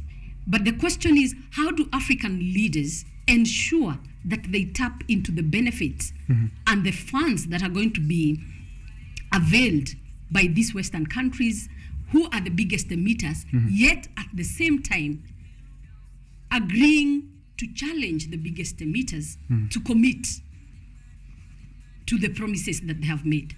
The United Arab Emirates has committed 450 million for any carbon emission that they have done. Okay. But is it just a mere political talk? How can African countries ensure that the commitments that have been pronounced by the Western countries are honored? That is a big debate and that we can discuss another day. But I'll tell you that if the person that is funding you is the person who is the biggest emitter, your guess is as good as mine. That we will need a lot of commitment as African leaders to speak with one voice. We will also need a lot of lobbying, a lot of networking as African nations to ensure that the Western countries are committed to the debate on climate change. Why? Climate issues do not respect any boundaries and they do not respect anybody. So whether Africans are emitters or they are victims, that is not a debate that we need to engage in anymore. We need to all be committed. The time for action is now. Right. It is, the urgency is so much so that we need to begin talking about these countries committing themselves to ensuring that they commit to what they have promised. Right, and commitment in this kind of stewardship on a local level, every head of state, of course, needs to have an actionable plan in ensuring, and earlier on you've mentioned vulnerable groups, the youth, smallholder farmers, who are necessary in this kind of green transition. What do you think then that governments and heads of states can do to empower these vulnerable and indigenous people within their borders? Thank you very much, Richard. When we talk about climate financing and talking about how we are going to cushion, especially the vulnerable groups, one of the things that governments need to commit to is to build resilience to the local communities. And how do they build resilience? That will happen if the local communities are empowered to think about the indigenous knowledge systems that they used traditionally to build resilience around themselves. I will talk about the case of women. We have a research project that we are doing in South Sudan, and one of the things that we are talking with the women is how did they traditionally, how are they able to mitigate against climate shocks? And that requires a lot of investment in terms of money to sensitize them, to educate them, but also to fund them and finance them in small groups. Once they come together, the finances that are going to come out of the carbon credits to the government, and the financing that is going to be given to the government to ensure that there is adaptation, that is finance that can be used to finance the local communities as well, to finance the youth, to finance the women because they are the most vulnerable, and even the indigenous communities like the Ogiek, the Waata who are living in the forest. I think financing those communities and sensitizing them will be very important as we discuss and as we engage in the debate on climate change. Right, climate positive investment. That's what I'm getting from you there. And when we speak carbon credits, carbon taxation, this kind of, the president is calling it also multilateral financial transactions or taxes. Let's not scare anyone away about taxes. In layman terms, what are these? What are we talking about? I think all of us Kenyans are discussing the question of taxation, and Kenyans need not to be worried because they are not going to be taxed. But one of the issues about carbon tax is where, for any emission that you engage in, you pay for that tax. So what do you do? So much of what, and I'll discuss it in a very common man's way, where you plant trees, afforestation, and then because you have planted trees, that is a carbon credit. You have reduced the emissions. You have contributed to the reduction of emissions. So therefore, if you emit, if your industries are emitting, like the US, China, the developed countries, because they are the biggest emitters in terms of carbon dioxide, it therefore means that they are going to be taxed. They will pay for what they have emitted. For the countries that have not emitted, then they are not going to be taxed. African countries are not emitters because we only contribute 3 to 4%. So the countries that are going to be taxed or that require to be taxed are the countries that emit more. And we talk about the debate on the polluter pays. The person who pollutes the air is the one that is taxed. That is basically, in a layman's language, what taxation is about. Yes. All right. These polluters of air and these greatest contributors of pollution, we are engaging with trade with them, right? And in this, green transition, unfortunately or fortunately, so most of the resources which are being used towards even the electric cars that we are seeing, the electric batteries, are resources which are within our continent. We are speaking about the DRC having cobalt and the likes. These are very necessary in this energy, in this green transition that we are currently speaking of. How is it? Will it be possible for us, and I'm trying to get a way where we don't step on anyone's toes here, is it possible for us to participate in trade with this global north, to participate in cooperation towards climate resilience while still protecting our resources from overexploitation, which will still lead to climate change? Is it possible to strike that kind of middle ground?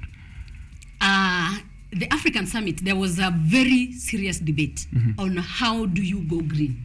And you can go green in 2 ways. One, you can go directly. So you use your renewable energy and you sell it to the outside world.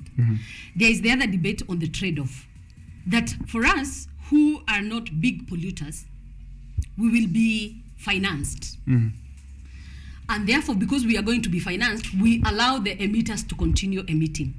The challenge for me is that if we allow the emitters or the polluters to continue polluting, the climate crisis continues. So for me, the biggest solution is to cooperate. And how do we cooperate in building resilience? Is to ensure that all countries, regardless of whether they are in the West or they are in the South or they are in the East or they are in the West, decrease their emissions. And once they have decreased their emissions, then the question of trade-off does not come in. So we go to green energy directly without trading off. Because if we engage in the discussion on trade and trade-off, then we are not dealing with the question of the net zero emissions. The net zero emissions will require that all of us disengage from emission. But if we engage in the question on trade-off, that because African countries are not emitting, therefore there should be investment, or we should sell our energy, then that does not help. At some point, we will also have all our energy depleted. So once all our energy is depleted, then we will go back to square zero. So it becomes a vicious cycle. So the best debate for me is, let us go green directly instead of doing trade. Right. On a lower level of trade-offs, industrialization. The biggest proponents of industrialization, like Sam Kangara, who normally watches this show, he keeps telling me that we cannot jump, they call it skipping the gun, right? We cannot skip the gun, we cannot go green, we didn't industrialize enough. Is it possible for us to create jobs, empower people, and skip that industrialization phase, which is very fossil fuel intensive, right? These are industries which are run by petrol and whatnot, and the very big emissions. Is it possible for us to empower our economies by jumping that industrialization phase? Richard, there is no way we are going to jump the industrialization phase. Because if we want to be a middle income economy, industrialization, urbanization, all those are part of the middle income economy. But it does not mean that all industries used fossil fuels. I think what we need to do is to move out of the fossil fuels in our industries to the use of renewable energy. And that is very possible. There are innovations. Our young generations are very innovative. They are coming up with power plants that are using renewable energy that can be used in the industries. So it does not mean that all industries use fossil fuel. We must, as a globe, move away from fossil fuels and adopt the green energy, the renewable energy. And that does not mean we are not going to industrialize. We will industrialize, we will create jobs in the industries using renewable energy. Right. Yes. Collaboration between African countries. I know we have the Africa Free Trade Agreement and a host of other things that we get to discuss with our borders, including the creating of a common currency within the East African market, and also maybe easing of movement of goods here and there. Will this kind of collaboration also help? Are we finally getting that one voice as African Union? We are coming from the first inaugural climate summit. We are there all together. Are we finally moving forward together? Can we trust the African Union? Richard, the African Union, a summit of African leaders. Africans have spoken with one voice. Whether they spoke with one voice through somebody or not, it was out of a discussion and a deliberation. It is very possible, and Africans are many times building consensus and using dialogue to come up with African solutions, because African solutions is what we need to drive the African economy forward. We can trust the African Union as long as the African leaders are going to commit and are going to honor their commitments to contribute and to finance the African Union. But as long as the African Union is going to be funded and financed by outsiders, then the voices of the Africans are still going to be a bit muted. So if African Union is going to finance itself, then we are going to speak with one voice. But if African leaders, some of them are going to be financed by this ally, the other ally, the other ally, then the challenge comes in, at what point do you now speak with one voice?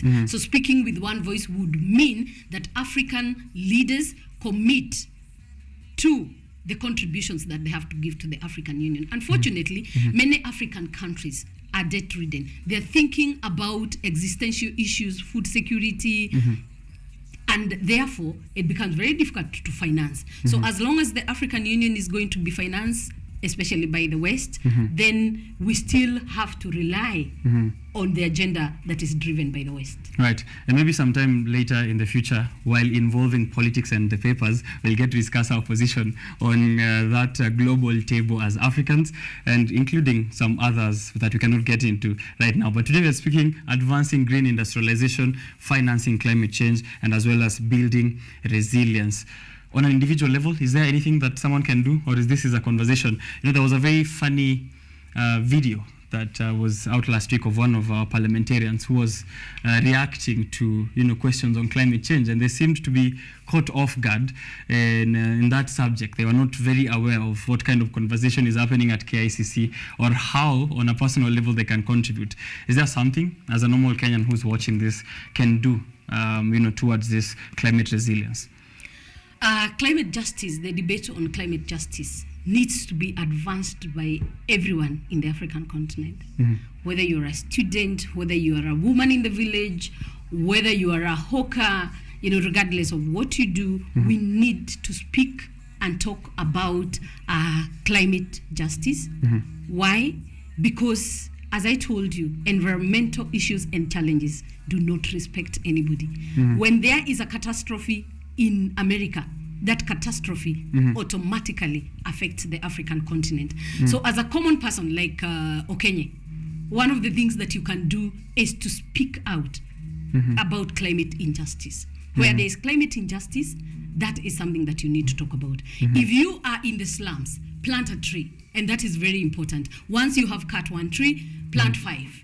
That in itself is contributing to the debate on climate justice. So each one of us, because all of us are suffering from food insecurity, each one of us can do something. Preserve food using the traditional methods or using the indigenous methods instead of using fossil fuels to preserve your food. So each one of us can engage in a small thing, and that small thing is what is going to contribute to the bigger discussion that is going to be taken up by the African leaders as they meet in Dubai in December 2023 to speak on the one voice for the African continent that will involve, and I pray that that debate and the conclusions and the pronouncements that they are going to make are going to take care of the vulnerable communities, especially the women, the youth, the elderly, and the indigenous communities that are rarely considered when we discuss climate injustice. Right. Only 7 years are remaining towards us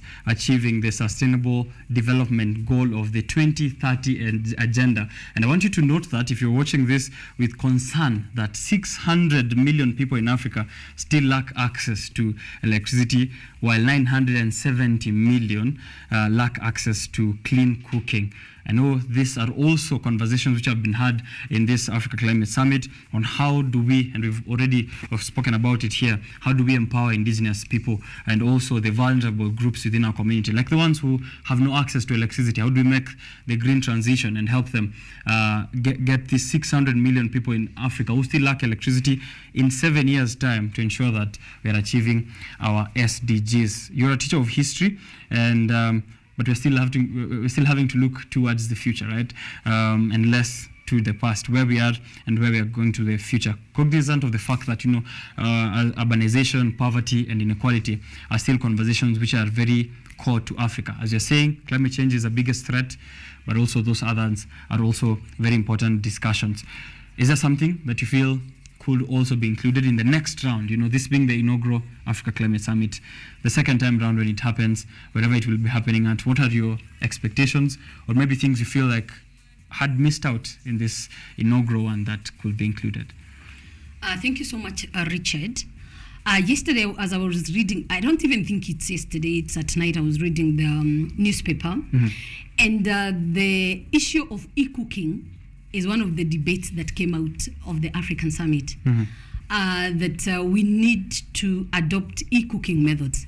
But one of the things that I asked myself is a lot of people in our villages have no electricity. In Kenya, at least, we have a very big number of people that have electricity.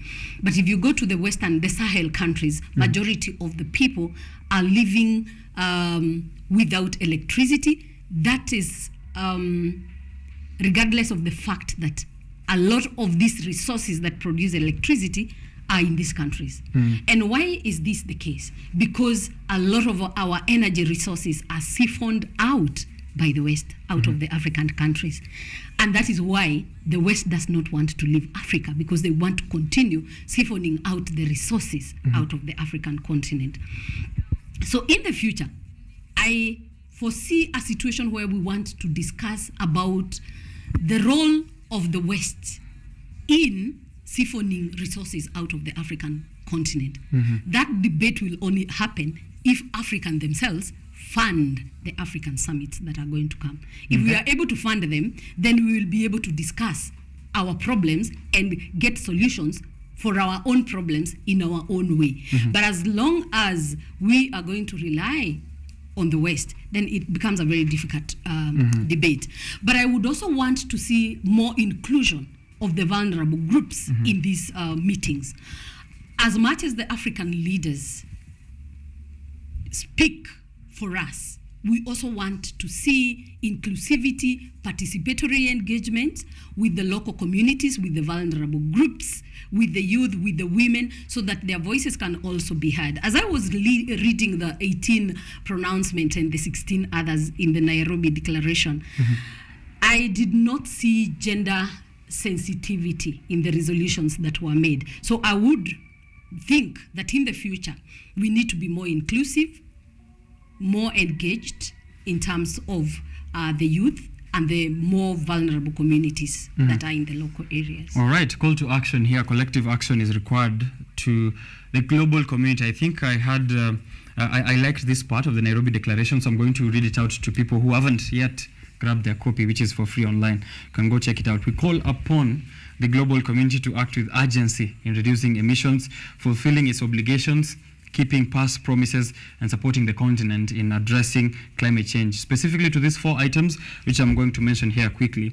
1, it will accelerate all efforts to reduce emissions to align with goals set forth in the Paris Agreement.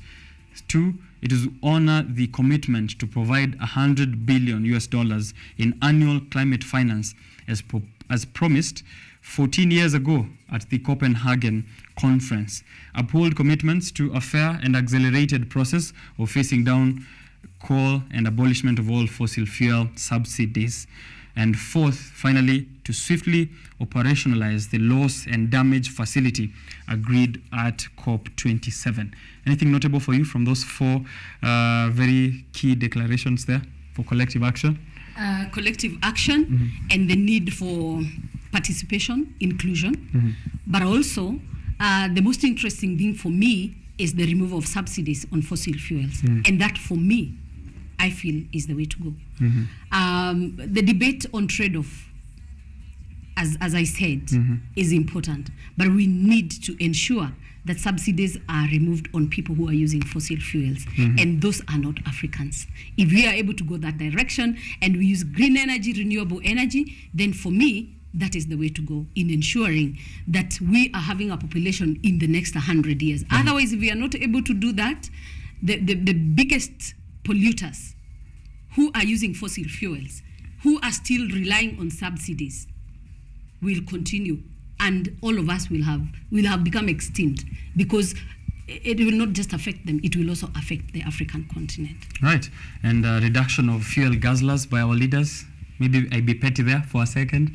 You know, choppers and big vehicles witnessed at this climate summit. I think that will be just my personal note. I don't want to involve Dr. Susan in that one. Thank you very much for having this conversation with us. And maybe anything that we might have left from the African Climate Summit that stood out for you. I think this is the point. This is the time to bring it up. I think one thing that stood out for me is the fact that the African Summit was a first. One of its kind. It has never happened. A lot of teething issues, but I can tell you, if that happens, that every year the African leaders are meeting to speak with one voice, for me, that is very important for the African continent. Let us meet prior to the COP28, to the COP29, speak with one voice, think about what affects us, and speak with one voice by saying that this is what we think. The recognition of the African continent as having the biggest potential in resolving the climate crisis challenge is the best thing that has been done by our African leaders. And for that, thumbs up to the African leaders. Yeah, thumbs up to that. And I think also on a patriotic note, this was the first one organized, held in Kenya, Nairobi. The president is the chairperson of the African heads of state and governance in climate change at the African Union. Does that give you some sense of pride? As a Kenyan, all Kenyans are proud that the African summit was held in Nairobi. We are looking forward to many of them being held in Nairobi because the Nairobi is a green hub and 93% of our energy is actually renewable. So for that and for the Kenyan, any Kenyan, wherever you are, I think we all need to be proud of ourselves. Right. Yeah, get it. Sense of pride here from Biashara Tuesday. Thank you very much, Dr. Susan, for having this conversation with me. I'm hoping I'll get you another time for that small conversation I teased there on the African Union. Right, we're going for a short break, but we'll be right back with more happening here. Engage with us on social media at KUTV Kenya, streaming live YouTube, and also on radio, KU 999 FM, 99.9. That's where you get the audio version of this Biashara Tuesday all the way to 10 in the morning. Don't go too far. I'll be back.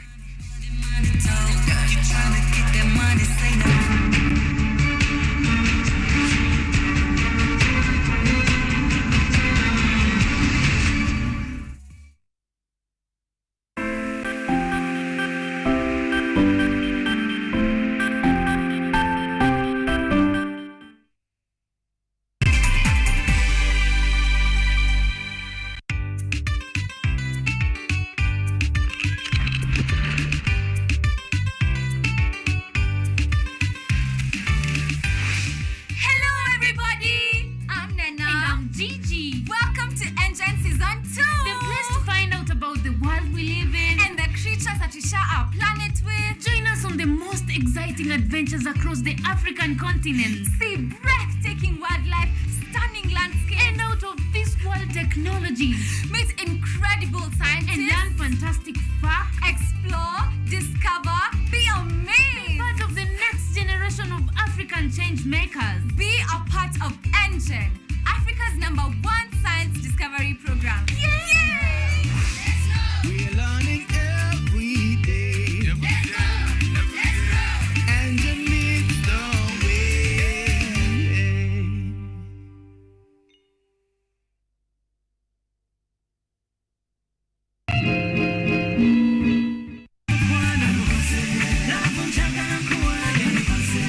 This year we have 3 theme areas: food security, nuclear energy, and then climate change. It unites those who believe in the harmony of human prosperity, vibrant ecosystems, pristine oceans, and stable climate. Nuclear energy has the potential to address the pressing issue of energy poverty in Africa, where up to 600 million people have no access to reliable electricity.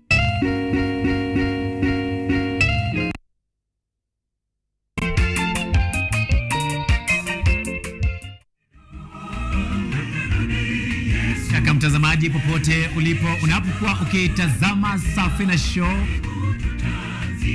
inang'oa nanga sasa hivi. Ungana nami Albanas Mwania, nahodha wa Safina Show, nikutoe ng'ambo ya pili hadi ufuoni. Safina Show, sauti ya matumaini. Welcome to Children's Corner. Welcome to Children's Corner. Children's Corner.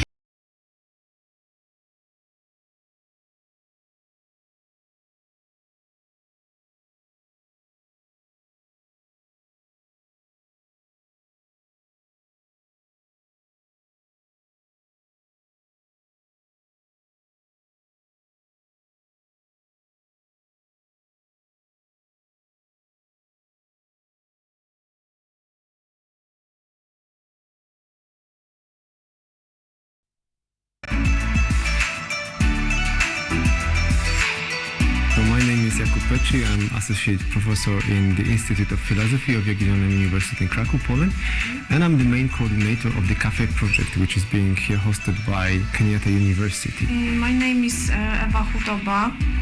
I am a project manager in this consortium. Keep watching Cutting Edge Research at Kenyatta University Television.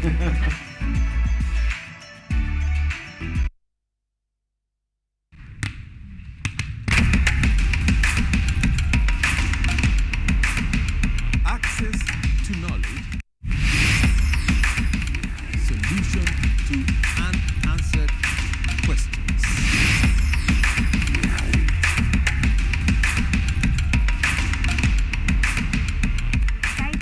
Pursuing your rights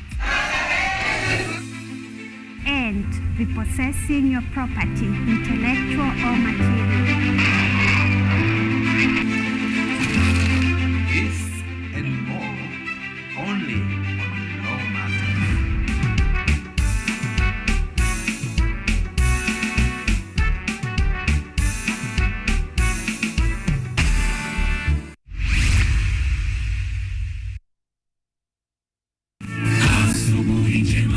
The fear of the Lord is the beginning of wisdom.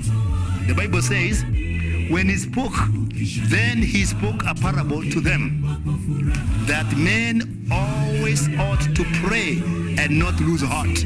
Christ says, I stand in the door and I knock.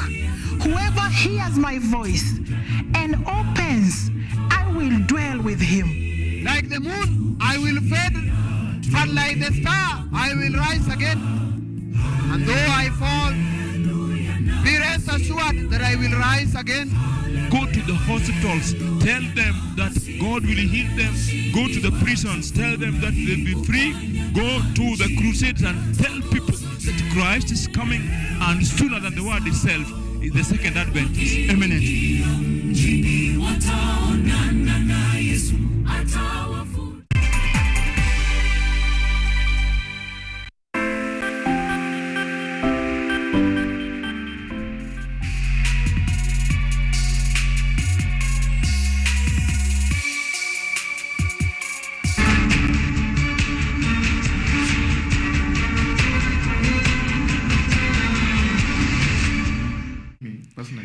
All right.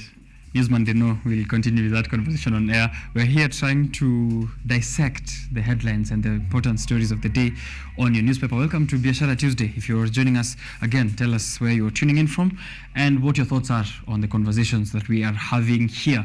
It is the newspaper review time, and we are going to be having a look at it with Dennis, who is one of us here at KU TV from the newsroom. He's a very eloquent primetime news anchor, reporter, multifaceted journalist, radio and TV as well. First time we met was on KU Radio?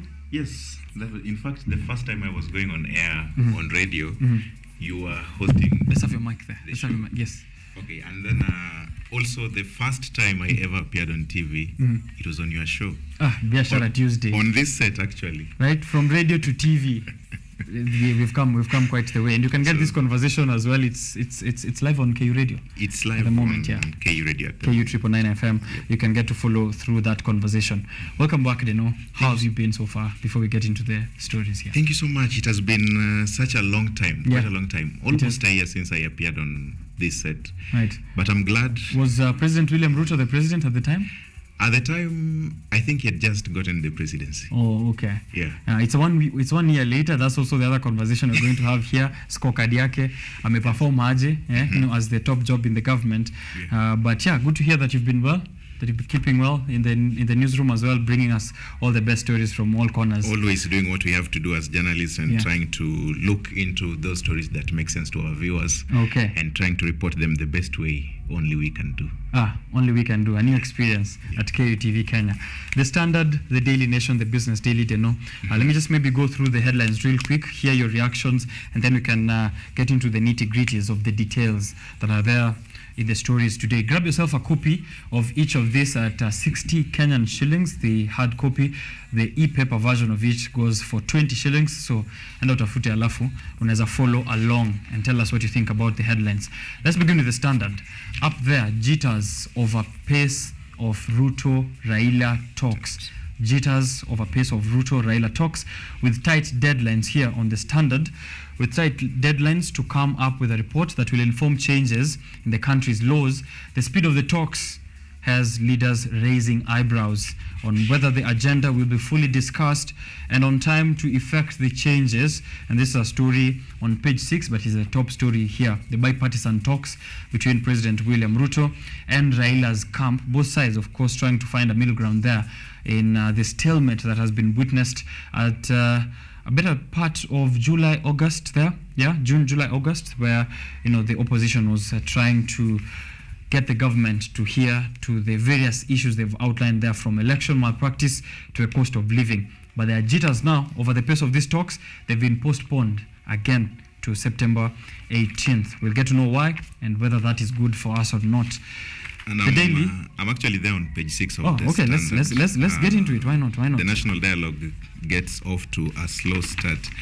And I don't know why I have a feeling that Azimio are more invested in this than Kenya Kwanza. Why that? Why would you say that? You look at how Kenya Kwanza is behaving and their attitude towards these talks, and you realize something is off. Because this is almost the third or fourth time that Kimani Ichung'wah, who is supposed to be the co-chair, is missing. Okay. And instead is being represented by Embu Governor Cecil Mbarire. The other time when he missed, Cecil said that bad weather, he could not fly, and then we saw him on top of a vehicle with the president in Nyeri doing something that looked more like a campaign, those sides. And then you look at even the agenda to be discussed, you realize that most of it is what Azimio wanted to be discussed. Right. The government has not even told us this is what we want. So it is like Azimio is pushing. In fact, the only thing I can say is pro-government in that discussion is the push to have Mudavadi's office entrenched in the constitution. The rest is not something they are concerned about. Almost I asked someone here some time back who's also coincidentally called Dennis Kimani. Okay. I wanted to know whether there is a long play happening here. Could it be, let's postpone these talks and then they act cordial and then Azimio feels warm and cozy, and then they postpone them again until 5 years lapse and nothing has been discussed? Do you think that could actually be a long political play? It could actually be the case, because even when you read the article on the Standard, or inside the Standard newspaper, page 6, you realize there are even MPs from Kenya Kwanza saying, we are just buying time. We are trying to manage Raila Odinga. We are trying to get him off the streets. Let's hoodwink him that we are giving him something while there's nothing happening. Yeah, actually, find some bone for him. They've actually quoted, as you said, the Gatanga MP and who's the UDA Secretary for Legal Affairs, Edward Muriu. Is it Edward Muriu? That is the Gatanga Member of Parliament, saying here, nothing will come out of the talks. We are just managing Mzee, and hence the low pace. They first need to have internal dialogue. How can they expel their members? They want to have dialogue with us. So that could be actually true. Yes, that there's a long play here. And also when you look at the issues to be discussed, there is one which is very explosive. The one about auditing 2022 presidential election results. I mean, Ruto cannot sit down and finance all these talks when he knows very well that at the end of the day, you're going to open the servers. And look at his backyard. Yes. Okay. And whatever you find in the servers, what if you find that he did not win? What? I don't say. There's no way he can allow you to take a look at his dirty linen, yes, if there is any at this point, right? Even the deputy president has said, to hell with that. We are not discussing it. We are not looking at it. If that is the case, then let's not have these talks. Let's not have these talks. Former Prime Minister Raila Odinga, we just played a story here from our own newsroom where he used some very strong terms that I cannot say back, but he said, wakileta kitu fulani, si mnajua tuko ready. What do you think that points towards? Is he ready for a collapse of these talks, and then let's go back to the streets? I don't know if Raila Odinga is ready for a collapse of these talks. Because from what I'm seeing, it looks like the opposition have exploited or used everything in their arsenal. They don't have anything remaining. Because I feel like we cannot be heading to the streets at the slightest provocation. So And the fact that we keep going to this, and every other time there is an issue, the only solution we have is demonstrations. I think that there is no concrete plan. There is no concrete plan for Raila to deal with Ruto in case this fail. But if there is any, I'm waiting to see what his think tank. Have they been caught slacking twice? If the Azimio side was caught slacking during the general elections in 2022, are they going to also be caught here? Let's say President William Ruto has his own play already. Let's play it slow and then buy time with mzee, and then again mzee apatikane kumbe mimi sikuwa nimejipanga. Anaweza kuwa hajajipanga twice. It is possible. It happened before. Nothing prevents it from happening again. Because even on the Nation newspaper, look at the headline. It says how Raila was caught flat-footed. And 1 year after, 1 year since that election, they are just trying to look at what happened, what could have gone wrong, and they're looking at the errors that there's a mere campaign team, the secretariat, and all that, what the people did, and they're saying, that election came from the campaigns, what we were seeing at the ground, the campaigns, people saying, okay, this is what we have, this is what we are selling to you, kindly buy our idea. And it went from that and it moved to courtrooms, people going to court, are we using manual register, are we using the digital register and all that. But they're saying Raila's secretariat seemed to be unaware of how to deal with these things. Including chasing party agents 3 days to polling day. Even at 2 a.m. Just on the day of. On the polling day. Right. So that happened. And I think that if that could happen then, when Raila had massive support, I mean, Raila had the state behind him. I don't know if that cannot happen at this point. At this point. Even for just the 1 year that President William Ruto has been in power, he's been able to lure some of the members of parliament from his side. And we've seen here, even as that has been mentioned by that member of parliament from Gatanga, that within the party itself, in ODM, they've just expelled a few members of parliament due to the situation of being cordial with President William Ruto. It's funny because Raila Odinga himself seems to be very cordial with President William Ruto, greeting DP Gachagua at the African Climate Summit, which happened last week. Is he preaching water, drinking wine on the side? Yes, I think at some point there is, the trappings of power are sweet, being close to power and all that. And Raila has been looking for power all this time. I mean, as much as you do want to say, okay, he's also trying to change the lives of Kenyans, the lives of his supporters and all that. But then being close to power or having the power, wielding it yourself is something. And I'm yet to come across somebody who can say I don't want to be close to power. And so the only issue I have with the members of parliament who are going to President Ruto's side is who then oversights the president. Yes, because when a governor chooses to work with the president, I understand to some extent, because they have development projects to do, and the government, the counties have to work with the national government to achieve some things. But an MP, honestly, an MP, I think, stay there, oversight the government. How are you going to oversight President Ruto when you are spending all your time with him and all that? So with MPs going, I have an issue. With governors, so there's no problem with having the Azimio side try to hold this kind of bipartisan talks, as long as all of us are playing within our camps. That's what you say. Yes. Okay. Yes. Is Raila getting flat-footed, and therefore, if we take a look at the Standard? We mentioned earlier. I think let's do away with politics as fast as we can, and then move on to the other stories. WorldCoin. Before we get into WorldCoin, the CS responsible for this kind of conversation on page 5 of the Standard, who's CS Owalo, has been touring the Nyanza region a lot. Yes. And you had told me earlier on, of course, there have been fingers pointing towards him, being the Nyanza CS, the Luo CS. Is he the one who's trying to get himself up to a position of Kuridhi Mzee Raila? It will be very difficult. It will be very difficult because, I don't know if Raila was smart or not, but we are at a point where he's exiting the leadership of Nyanza region, because I don't want to imagine that Raila will be in the ballot in 2027. I just don't want to imagine it. But we are at a point where there is no direct successor to Raila Odinga. I don't know if this is by design. He just wanted us to have some sort of confusion by the time he's exiting.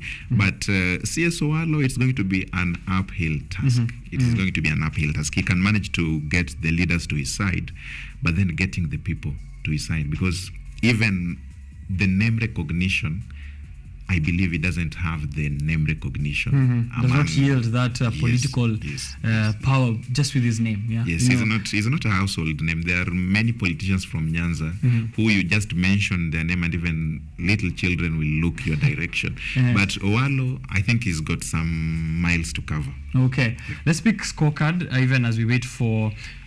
Before we move away from that, bipartisan talks, Kenyans have been invited to give out their memoranda on what they think should be the discussions between the Kenya Kwanza government and Azimio la Umoja, which is the opposition representing the people, and by the the self-proclaimed people's president, Raila Odinga. Do you think whatever Kenyans are going to send in memoranda or suggestions are going to be put on this table for discussion, or is this just another democratic exercise? To fulfill their constitution? The talks team has got days. I think right now they have got about 40 days. Yeah. They've received 142 memoranda from Kenyans.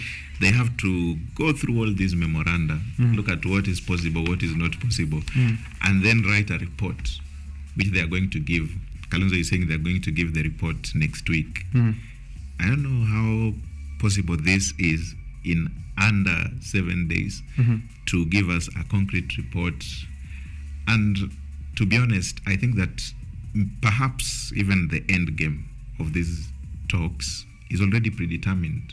That is in my own view, because you see how things are happening and how they are going, and you are convinced that no, this is not 142. And I've seen some explosive suggestions. Some people saying let's have 10 more counties. Some 11. Some people are saying let's make them 10 from 47 and all that. I don't think that these are things that the technical team is just going to look at within 7 days and then give a report. We see even the public participation that goes with Parliament. Parliament says, okay, so and so has been nominated. We are inviting the public to talk. As long as this thing is not put out there for us to see, okay, these are the memorandums. So and so wrote to us saying this and this. I mean, more than 70% of Kenyans rejected the finance bill, but look at where we are. We are with the Finance Act. It's operating. Yeah, we're not discouraging anyone from submitting their memoranda, but take the facts and do with them what you'd like. So that is what we have there, bipartisan talks and Raila getting caught flat-footed. You can read what happened on the evening of August 8th, just hours before the polling stations opened for what would be one of the most fiercely fought presidential elections. A court sitting in Nairobi overturned an earlier decision to compel the electoral agencies to use manual registers to identify voters, and that very late move by a section of Azimio bigwigs to change party agents even as late as 2 a.m. on the election day may have just worked against Raila Odinga. Will it work against him in this bipartisan talks? You can read more and let us know what your thoughts are. Newsman Deno, what is the next story here that you feel will be very important for us? Okay. CS Owalo, I think we did highlight that a bit. Yes. But drug abuse. Drug abuse also is there. I also wanted to look at something on the Nation, page, not Nation, Standard, page 4, and it is something to do with the preparedness for the rains. Okay. I'm seeing Governor Sakaja is already unveiling his plan on how he's going to deal with the El Nino rains, which we are expecting to start. It was some sources place it at October, some place it at September, but at least Nairobi County is doing something. Actually, what he's talking about in page 4 has got something to do with the new taxes. Right, as well. Yeah, and we can see just the figures there. Cost of preaching at Jivanji and Kamukunji per day will be 500 shillings. The cost of preaching at City Park per day, 1,000 shillings. Yeah? Yeah. Cutting trees, 8,000 Kenyan shillings in the county. and some others here. So I wonder, why is Jivanji 500 shillings to preach and 1,000 at City Park?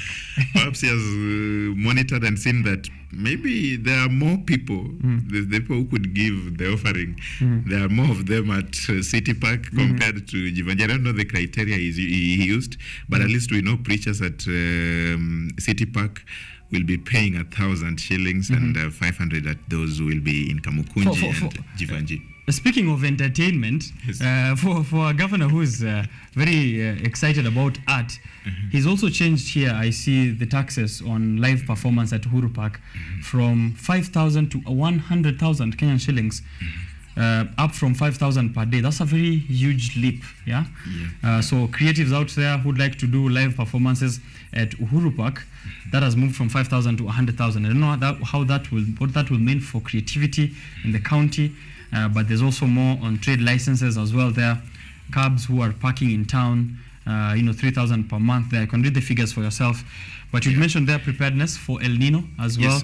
The governor has been doing some good work. The governor said he's planning. He launched a team. He's even saying we might be forced to relocate people from buildings that they deem and dangerous during the El Nino rains. I think that's a good move he's taken personally, and I'd like to see how prepared the national government is and even other counties, because El Nino. How do you know of Mombasa and Nairobi who have prepared so far out of the 47? So 45 more counties might not even have any plan ready. And I really wanted to hear from Mombasa, because Mombasa has got this problem of drainage. Their drainage systems are not really that good, at least based on what we have seen as per news reports before and what has gotten to our newsrooms before. And MP Peter Salasia, who a conversation has already been had here on KU TV, also said that the coastal region is being affected a lot. So I think Mombasa is well prepared, and Nairobi is doing so, including drainage, which the governor says will be fixing. I hope that they also fix the Mombasa Road, which is just below the expressway. I think drainage there has been quite a huge problem for users. CS Owalo, WorldCoin. WorldCoin is just thrown the data commission under the bus. That's what the standard is saying. They say CS absolves himself from any blame in the operations of WorldCoin in the country, and says his ministry and state agencies became aware of the matter at the end of July 2023 after it became a matter of grave public concern. And if you want to know that there was a real confusion here, is when he gave a statement that was very different from what CS Kindiki had issued earlier. And then Communications Authority came with another statement. And then there is this time they appeared before Parliament, not in person, but at least through a letter which they signed together now, at least to show us that we are united, we are on the same page when it comes to this. And from what is happening here, him saying that the data commissioner knew something and he did not know, then it reminds me of the president saying when they were signing the performance contracts at State House. That there are some CSs who are not even aware of what kind of job description their position entails. They had the dockets, but for one who is posing himself as a Luo Nyanza kingpin, is he ready for the job? No, this is bad. We were also caught lacking just a few weeks ago with the attacks on our eCitizen platform. Several financial platforms also were offline for more than 48 hours, M-Pesa, and we also did see that, passport issuance delays, even visa issuance delays. And CS Owalo, who is the CS responsible for ICT, was also caught unawares. This is not the first time. Second time, WorldCoin was offered a license of operation years ago, which I believe is 2021. Now we're in 2023. That's when we are having a knee-jerk reaction. And that goes to us again as we look at the 1 year of President Ruto's presidency. Right. We also try to see, in terms of choosing his cabinet, how was it? Did he score an A? Did he score a B, a C, going down? Because you look at some of these, they campaigned together. They were in the trenches. They suffered under Uhuru. They say we suffered to Liteswa. Liteswa, the previous regime. You know, so was it about him giving the people who were Liteswa pamoja the positions, or was it about competency, which I would prefer took precedence in this case? But then you look at these people. There are some people who are heading dockets. We've never had them do anything related to what they are doing now. Right. Talk of I don't want to drop names. Okay. I want to. I probably will drop a few names here. But when, go on. But when you look at some of these people, you're like, really, okay, he's not matching the docket. But then there we are, the fact that they have moved and we are now 1 year into it. I think 1 year is too long. They should have learned how to run these ministries. We don't expect these errors, like one giving orders by the roadside, I'm transferring a police officer and you are heading the health docket. Right. Or also you're heading the health docket and you're launching Wi-Fi hotspots, you know? And then they say, we are using the one government approach. Yes. What's a one government approach? What do they mean by a one government approach? When you see me, you see the president. I'm representing the president. Yeah, I can do anything the president can do. Right. Let's talk about that scorecard then. In terms of leadership, is there anyone who's ticked, who's maybe even half a tick that in that checkbox? Maybe someone will argue CS Kindiki, combating the Rift Valley menace of bandits, straightening out things at Nyayo House, maybe holding off the opposition during the protests. Will you give him as someone that he chose? He did well. I think from my view is most of these people, I cannot give them like a clear score because some of them are still doing things that were in Uhuru government, trying to streamline things. I think I want to give them a little bit more time to see the policies of President. Even the ones who are failing? Yeah, because when you look at even his first budget is just starting to operate right now. So I want to see how each one is handling the budget, the allocations that have been given to their ministries and all that. But still, when you look at, for example, Kindiki, I know I've seen Kindiki being ranked at the top most of the time. I also want to be very careful to not confuse that with who has the most media appearances. Okay. Because when you look at Kindiki, he has appeared so many times on the media. In fact, in our newsroom, he's the only person whose communications team send us what everywhere they've gone. Even if you don't send a reporter, you are sure Kindiki's team will send you information of what they did. So even us as the media, we might be, aiding and abetting towards this PR stance, making him appear more on the media. But I see. And then you get some people like Soipan Tuya, who has not appeared so much on the media. But then one event, Africa Climate Summit, and people are like, she's done the job. She's done a good job. She's good at the job. So it goes beyond what we read on the media, what we see on the papers, what we see on TV and radio. Okay. And now looking at the real effects on the ground there. Let's do two very quick. I think it's also important to note that there's been an increase in terror attacks over the coastal region. Yes. Some soldiers and some military personnel stepped on IEDs even as late as yesterday and 2 days ago as well, losing lives there. I think CS Kindiki, it's a call out for him also to move away from the media and attend to even issues that are happening there with the military personnel and others like CS Owalo who keep launching Wi-Fi hotspots, but we're having attacks on eCitizen. It's important to balance that PR and also balance out work. And I think when you highlight now these problems individually, like the terror attacks, the Shakahola incident, and all that, you realize that actually CS Kindiki might actually be working. In fact, he's working because he found so much on the table. He's trying to clear so much, and you can see, even if we are yet to see even if you are yet to feel, for example, for that person who is feeling no, he's not yet done a lot or done anything, but at least you can see he's handling this, he's dealing with this, he's dealing with this and that, and all that. So I think he has got, but I really hope and pray that he manages to end this problem. He's saying they have won the war on banditry in North Rift. I was saddened one time when he went to the Rift and he was addressing a group. And then in the midst of his address, those people just exploded something right before him. Okay. And I think they were just sending a message to him. Yes, you are here. We are also here. We're also here. Right. But okay. he has tried. We've seen the police move.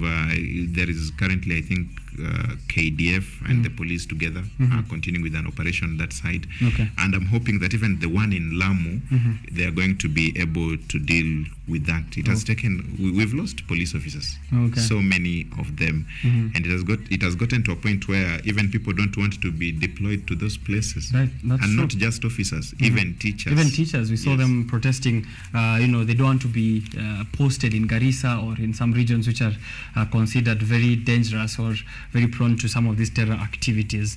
All right. I wonder what backbenchers like Moses Kuria feel when we're discussing the scorecards of other CSS. But let's also see your work and then we can get to discuss it here. 1 year since President William Ruto got the top job, being the 5th of this republic. In terms of economy, the cost of living, this being a Biashara show, you have to say, what do you feel? What do you feel? Of course, what I feel is the feeling of the nation.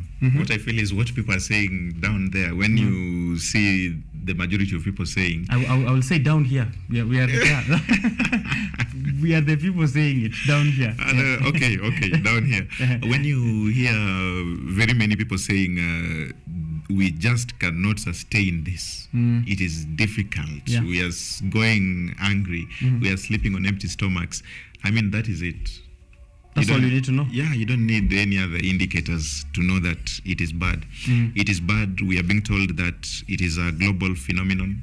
We hope that it is the case, but at the same day, not at the same day, but at the same time, can we have our own solutions? For example, we know every government comes into place with dreams and plans. That's the essence of a manifesto, so to speak.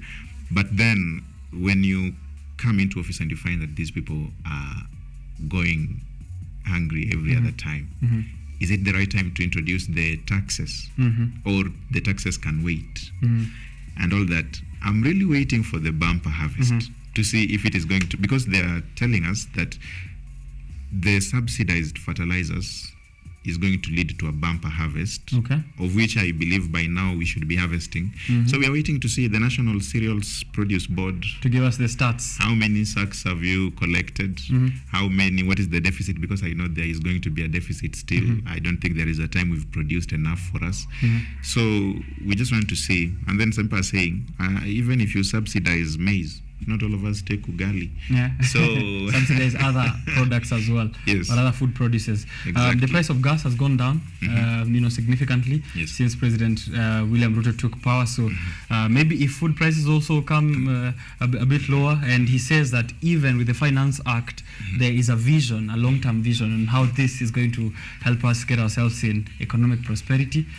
Well, for the 1 year that we've been around, I don't think we can see any positive impact, but hopefully then we get to see it in the second year. And talking about gas, I'm even told that people are modifying their cars so that they don't use petrol. They instead use gas. Okay, that's interesting. Yes. Because gas is now cheaper than fuel. It's cheaper than fuel.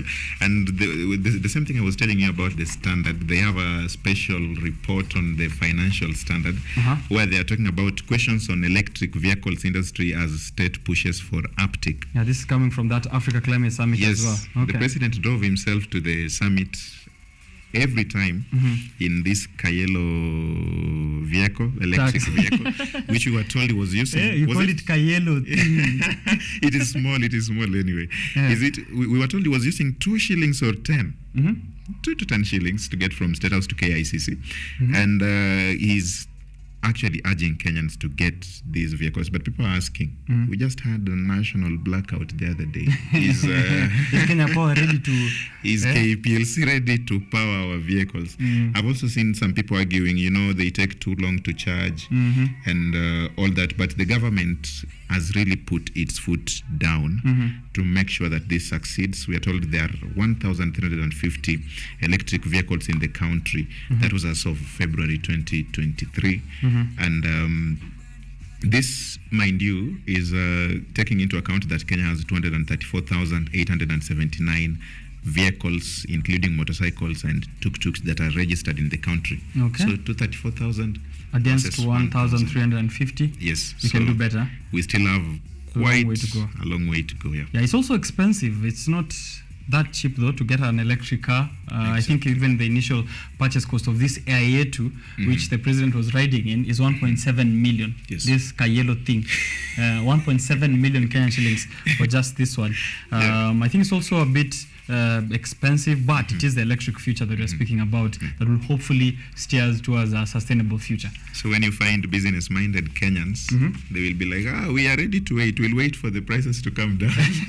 I love to shike ketu kwa bei ya rahisi. Exactly. Ka Probox Civic electric from Meru all the way to Nairobi. Yep. I wonder how that will be. There have been set up electric charging spots around the country, even including Westlands. I saw one at Ojijo Road, steamer Boda charging spot. So those electric bikes, people can try and go and test them out and see if it's real. Yeah. So also an electric ride. If you want to enjoy an electric ride from Juja to town, from Kikuyu to town, and Limuru, Basigo is operating those electric buses, 100% electric. You can take a look at that electric future. Deno? Yes. Na feel tumeongea sana. Okay. So I want us to switch it up a bit and then come back for our final remarks. Let's do a small brain teaser here, which is, I think you're aware of it by now. Oh my goodness. Yeah, we did it last time. You lost, no? Welcome back. Let me tell you something that maybe can boost your spirits. Okay. I've lost this game for the past 2 Biashara Tuesdays that we've done here consecutively, and I performed abysmally in one of them. Hata score yangu ingesemwa. Okay. So you have a chance to beat me. And you honestly hoped that would lift my spirits. I'm making a comeback today. Don't be too excited. Okay, why use me to make a comeback? They say attack the weakest. Let's see. Okay, fine. Yeah? Fine. I'm ready. Let's see. If you're at home, you can also follow along, answer the questions, and tell us what you got. Here goes question number 1. It's general knowledge. So let's see how you perform. Okay. Question number 1. DIY. What does that stand for? DIY. I need to write. Yes, you need to write it.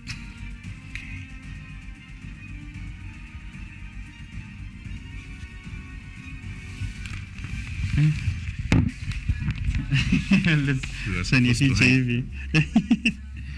all right, question number 2. What is the capital of Colombia? Pablo? Oh man. Capital of Colombia. All right. Question number 3. Who was the first African woman to win the Nobel Prize? Is there anybody losing that? Not me. Not me. Okay. Question number 4. What is the currency used in Congo? Aye. Where? Oi. All right.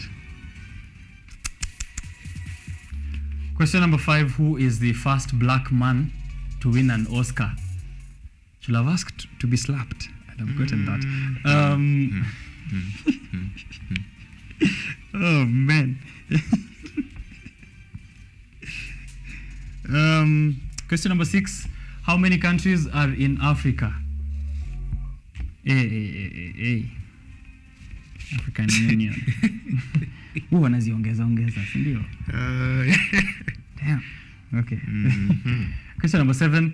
Who is the current CEO of Safaricom PLC? Okay. Actually, who set the exam? This was set by my current producer, Victoria. She set this one. So ukifelu mtafute. Who is the governor wa Singishu County? Huko kwa scholarships. Singishu County. Oh man. I think I should not fail this one. You shouldn't. You're in the news. Can we And the last question here is can we use nicknames? What is the first line of the second stanza of the Kenyan national anthem? That is question number 9. What is the first? I missed that.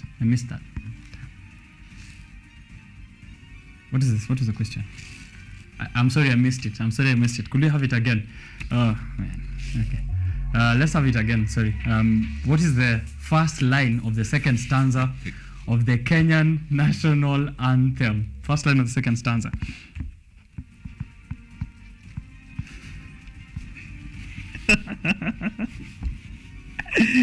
Oh, amenipata leo.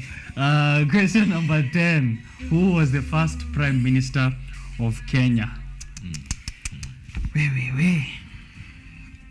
Ay. Najua nini? Check. Whatever happens within these walls of Biashara Tuesday stays here. Leo, it's been quite a brain teaser. Waliona nimezoea kupata 8 out of 10. Wameanza kuni challenge. I've never been embarrassed on a national television. Let me see. And there's a first time for everything. Let me see. And we start with DIY. So it is do it yourself, but he wrote do it for yourself. Okay, wamesema nikupatie hiyo. Ni sawa. Thank you so much. DIY, do it yourself. What is the capital of Colombia? Okay, what is the capital of Colombia? Alisema dash. Sema dash, apanta mbua. I have no idea. Bogota. Bonasera. Ay, Bogota. Okay. But you wrote XXX. Really? Relax. So tunaenda draw, tuko pamoja. Question number 3. Who was the first African woman to win the Nobel Prize? Wangari Maathai, no? Yes. Okay, that's a nice one. Coming from the African Climate Summit, I think she should be proud of the steps that are being made so far. I hope she is. What is the currency being used in Congo? That is question number 4. We said franc. It's Congolese franc. Deno nyamaze, usiseme majibu yangu. Just keep my answers to yourself. Lips zimeshikana, sisemi kitu. I have a job to protect. Here. Who is the first black man to win an Oscar? Sidney Poitier. And Deno wrote the first black man to slap another black man. So he wrote Will Smith. I was actually copying. You made a statement. Yeah? You made a statement. About the slap. Yeah, about some slap. Yeah, it's not Will Smith. Okay. Unfortunately for us. Question next. How many countries are in Africa? 55? 54? 55. Are you sure 55? Is South Sudan included? Yes, man. It should be 55. Should be 55. So we got it. We are already struggling. You can't keep taking marks away. You can't keep failing us. Well, you can't keep failing us. The CEO of Safaricom PLC was the next question. That's Peter Ndegwa. Hiyo tumepatiwa nyewe. Thank you so much, my producer. Question next there. Who is the governor of Uasin Gishu County? County of Finland scholarships. Anaitwa Governor B. Koti moja. Hiyo ndo nickname yake. Mbona anaitwa koti moja? I think time ya campaign alikuwa na pia na koti moja the same outfit. Alright, that's campaign. Governor B there. Governor of Uasin Gishu County. Question number 9. What is the first line of the second stanza of the Kenyan national anthem? Let's build our land and nation. That's the second line of the first stanza, right? I'm not sure at this point. And I wrote here, let's all. Gibberish. Let's say, let one and all arise. Nilianza na let you. Let one and all. You had an idea. Wamenipata. Last question there. Who was the first prime minister of Kenya? Has to be the first president of the republic, right? Jomo Kenyatta. So that is the father of the fourth and also the first president. 1, 2, 3, 4, 5, 6, 7. Didn't know. Nice. I tried. You did well. Okay, so you'll have to try embarrass your next guest next Tuesday. Man, I got a 6 not again. Me. I failed there. It's okay, man. Thank you very much for participating in that one with me. Before we finish it up, I think time is not on our side. It's 9:51 in the morning. Yep. We'd like to wrap it up just real quick, Deno. I want us to get a comment from you on drug abuse, which has been a new statistic from NACADA. Wanasema for the past 5 years, drug intake has gone up. Yeah. The ones who are looking for the hardcore alcohol pia wamekuwa increase. Actually, percentage the Kenyans who are drinking changa has gone up by a percentage, which is there on page 2 of the standard. Bang, which is cannabis sativa or cannabis indica, whichever strain watu wanatumia, wanasema 90% more Kenyans in the past 5 years. Kutoka 2017 hadi saizi 90% more are using cannabis. And we need to have a sober discussion because we have a limited number of sober people in the republic as of the moment. This issue of drug abuse, are we losing a generation? And I think when you look at the second family, both the deputy president and his wife, Pastor Dorcas Rigathi, they have been vocal about drug. Okay, the deputy president is concentrating more on the central region of the country. And then the wife, Pastor Dorcas, is moving across the country with a rehabilitation program for the boy child. At first, somebody might look at it and say, okay, another PR stand, wanajaribu kufanya kitu hapa na pale. But when you look at it, I think they are doing this from a point of information. Yes. They know that this is going on and it is something that needs to be dealt with. We've seen reports even the other day in Mombasa, they were calling it the zombie drug or what, which is fentanyl. I think. Yes. And when you look at this, you see that something really needs to be done. Right. The only worry that I have is that they keep increasing every year. Because right now we are being told that as early as grade 1, a child has already been inducted into drugs.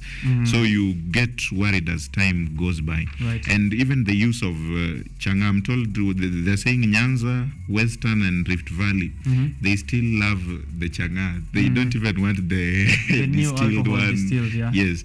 So you look at this, somebody was telling me the other day that even this sin tax that is levied on alcohol is even encouraging the use of changa, because now people are moving to cheaper alcohol. Yes, because it is cheaper, and I really need to take something. I really need to get high, and this is the cheaper one. So people go to use that, but this something is not needs to be done. Something needs to be done. This is not a good picture.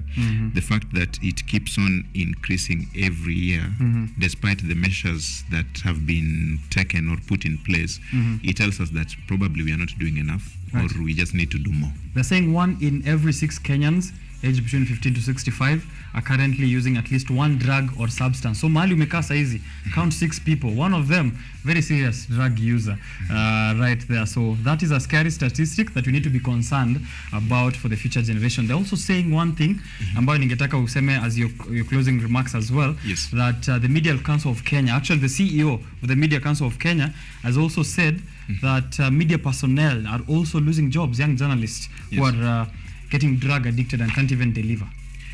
Ambia watu wenzako bana journalist. And that cuts across every field, even if not only in media. It is very clear that when you take this thing and you don't know how to control, I think controlled consumption. Control is the biggest. Control your consumption. When it gets to a point where it is affecting how you are working, how you are doing your job, I think that is now addiction. And you're being told that when you get to addiction now, you are probably moving towards depression now. And that is just one of the health effects of this. So even if you do it, are you controlling? Right. Yes. Think about control as well. Let's get your last word. If you don't have a last word, we have provided a last word there at the Business Daily. No, I don't think I have a last word. Always good. Okay. And just wishing that the viewer is going to have a good day ahead. All right. Yeah. What's your prime time again? Which prime days? Time today. Oh, today. I'll be again here on this set at 9 p.m. Okay. Yes. People should tune in and know the developments of the day. And you don't want to miss our interviews, by the way. Okay. We have really high voltage interviews at 9 p.m. High voltage, electric. Yes. What? Yes. Think about it. Last word there, Deno. So last word on the Business Daily. a quote by William James, who is an American philosopher, a historian, and a psychologist. He says, success or failure depends more upon attitude than upon capacity. Successful men act as though they have accomplished or are enjoying something, and soon it becomes a reality. I'm enjoying $1 million, so you can tell I am. Soon we see Richard with $1 million. Yes, I'll be in that reality. But on Biashara Tuesday, we try to empower you every single morning of Tuesday with conversations on business, politics, and anything else that will help you grab opportunities around you, set a successful tone for your week. And I'm very grateful, of course, Deno, for joining us here. Thank you so much for having me. I hope I get you another time. Definitely. All right, and for you, for tuning into this show, this has been Biashara Tuesday, comes to you every single Tuesday. Remember, on Monday, you get Art and Culture Monday with Karen Blessing, and then I come here and wrap it up on matters of business on Biashara Tuesday. Engage me on all social platforms, from X to Instagram. I think those are the ones I'm on, so you can tag me at Richard_OKENYE, and I'll be responding to you as we go on through the week. This has been my time from my whole team, my producer and director, Ryan Ngure, the whole team that is behind there, including the transmission desk, which is headed there by Frank Major Minor. It has been lovely to have you on this show. If you didn't learn anything today,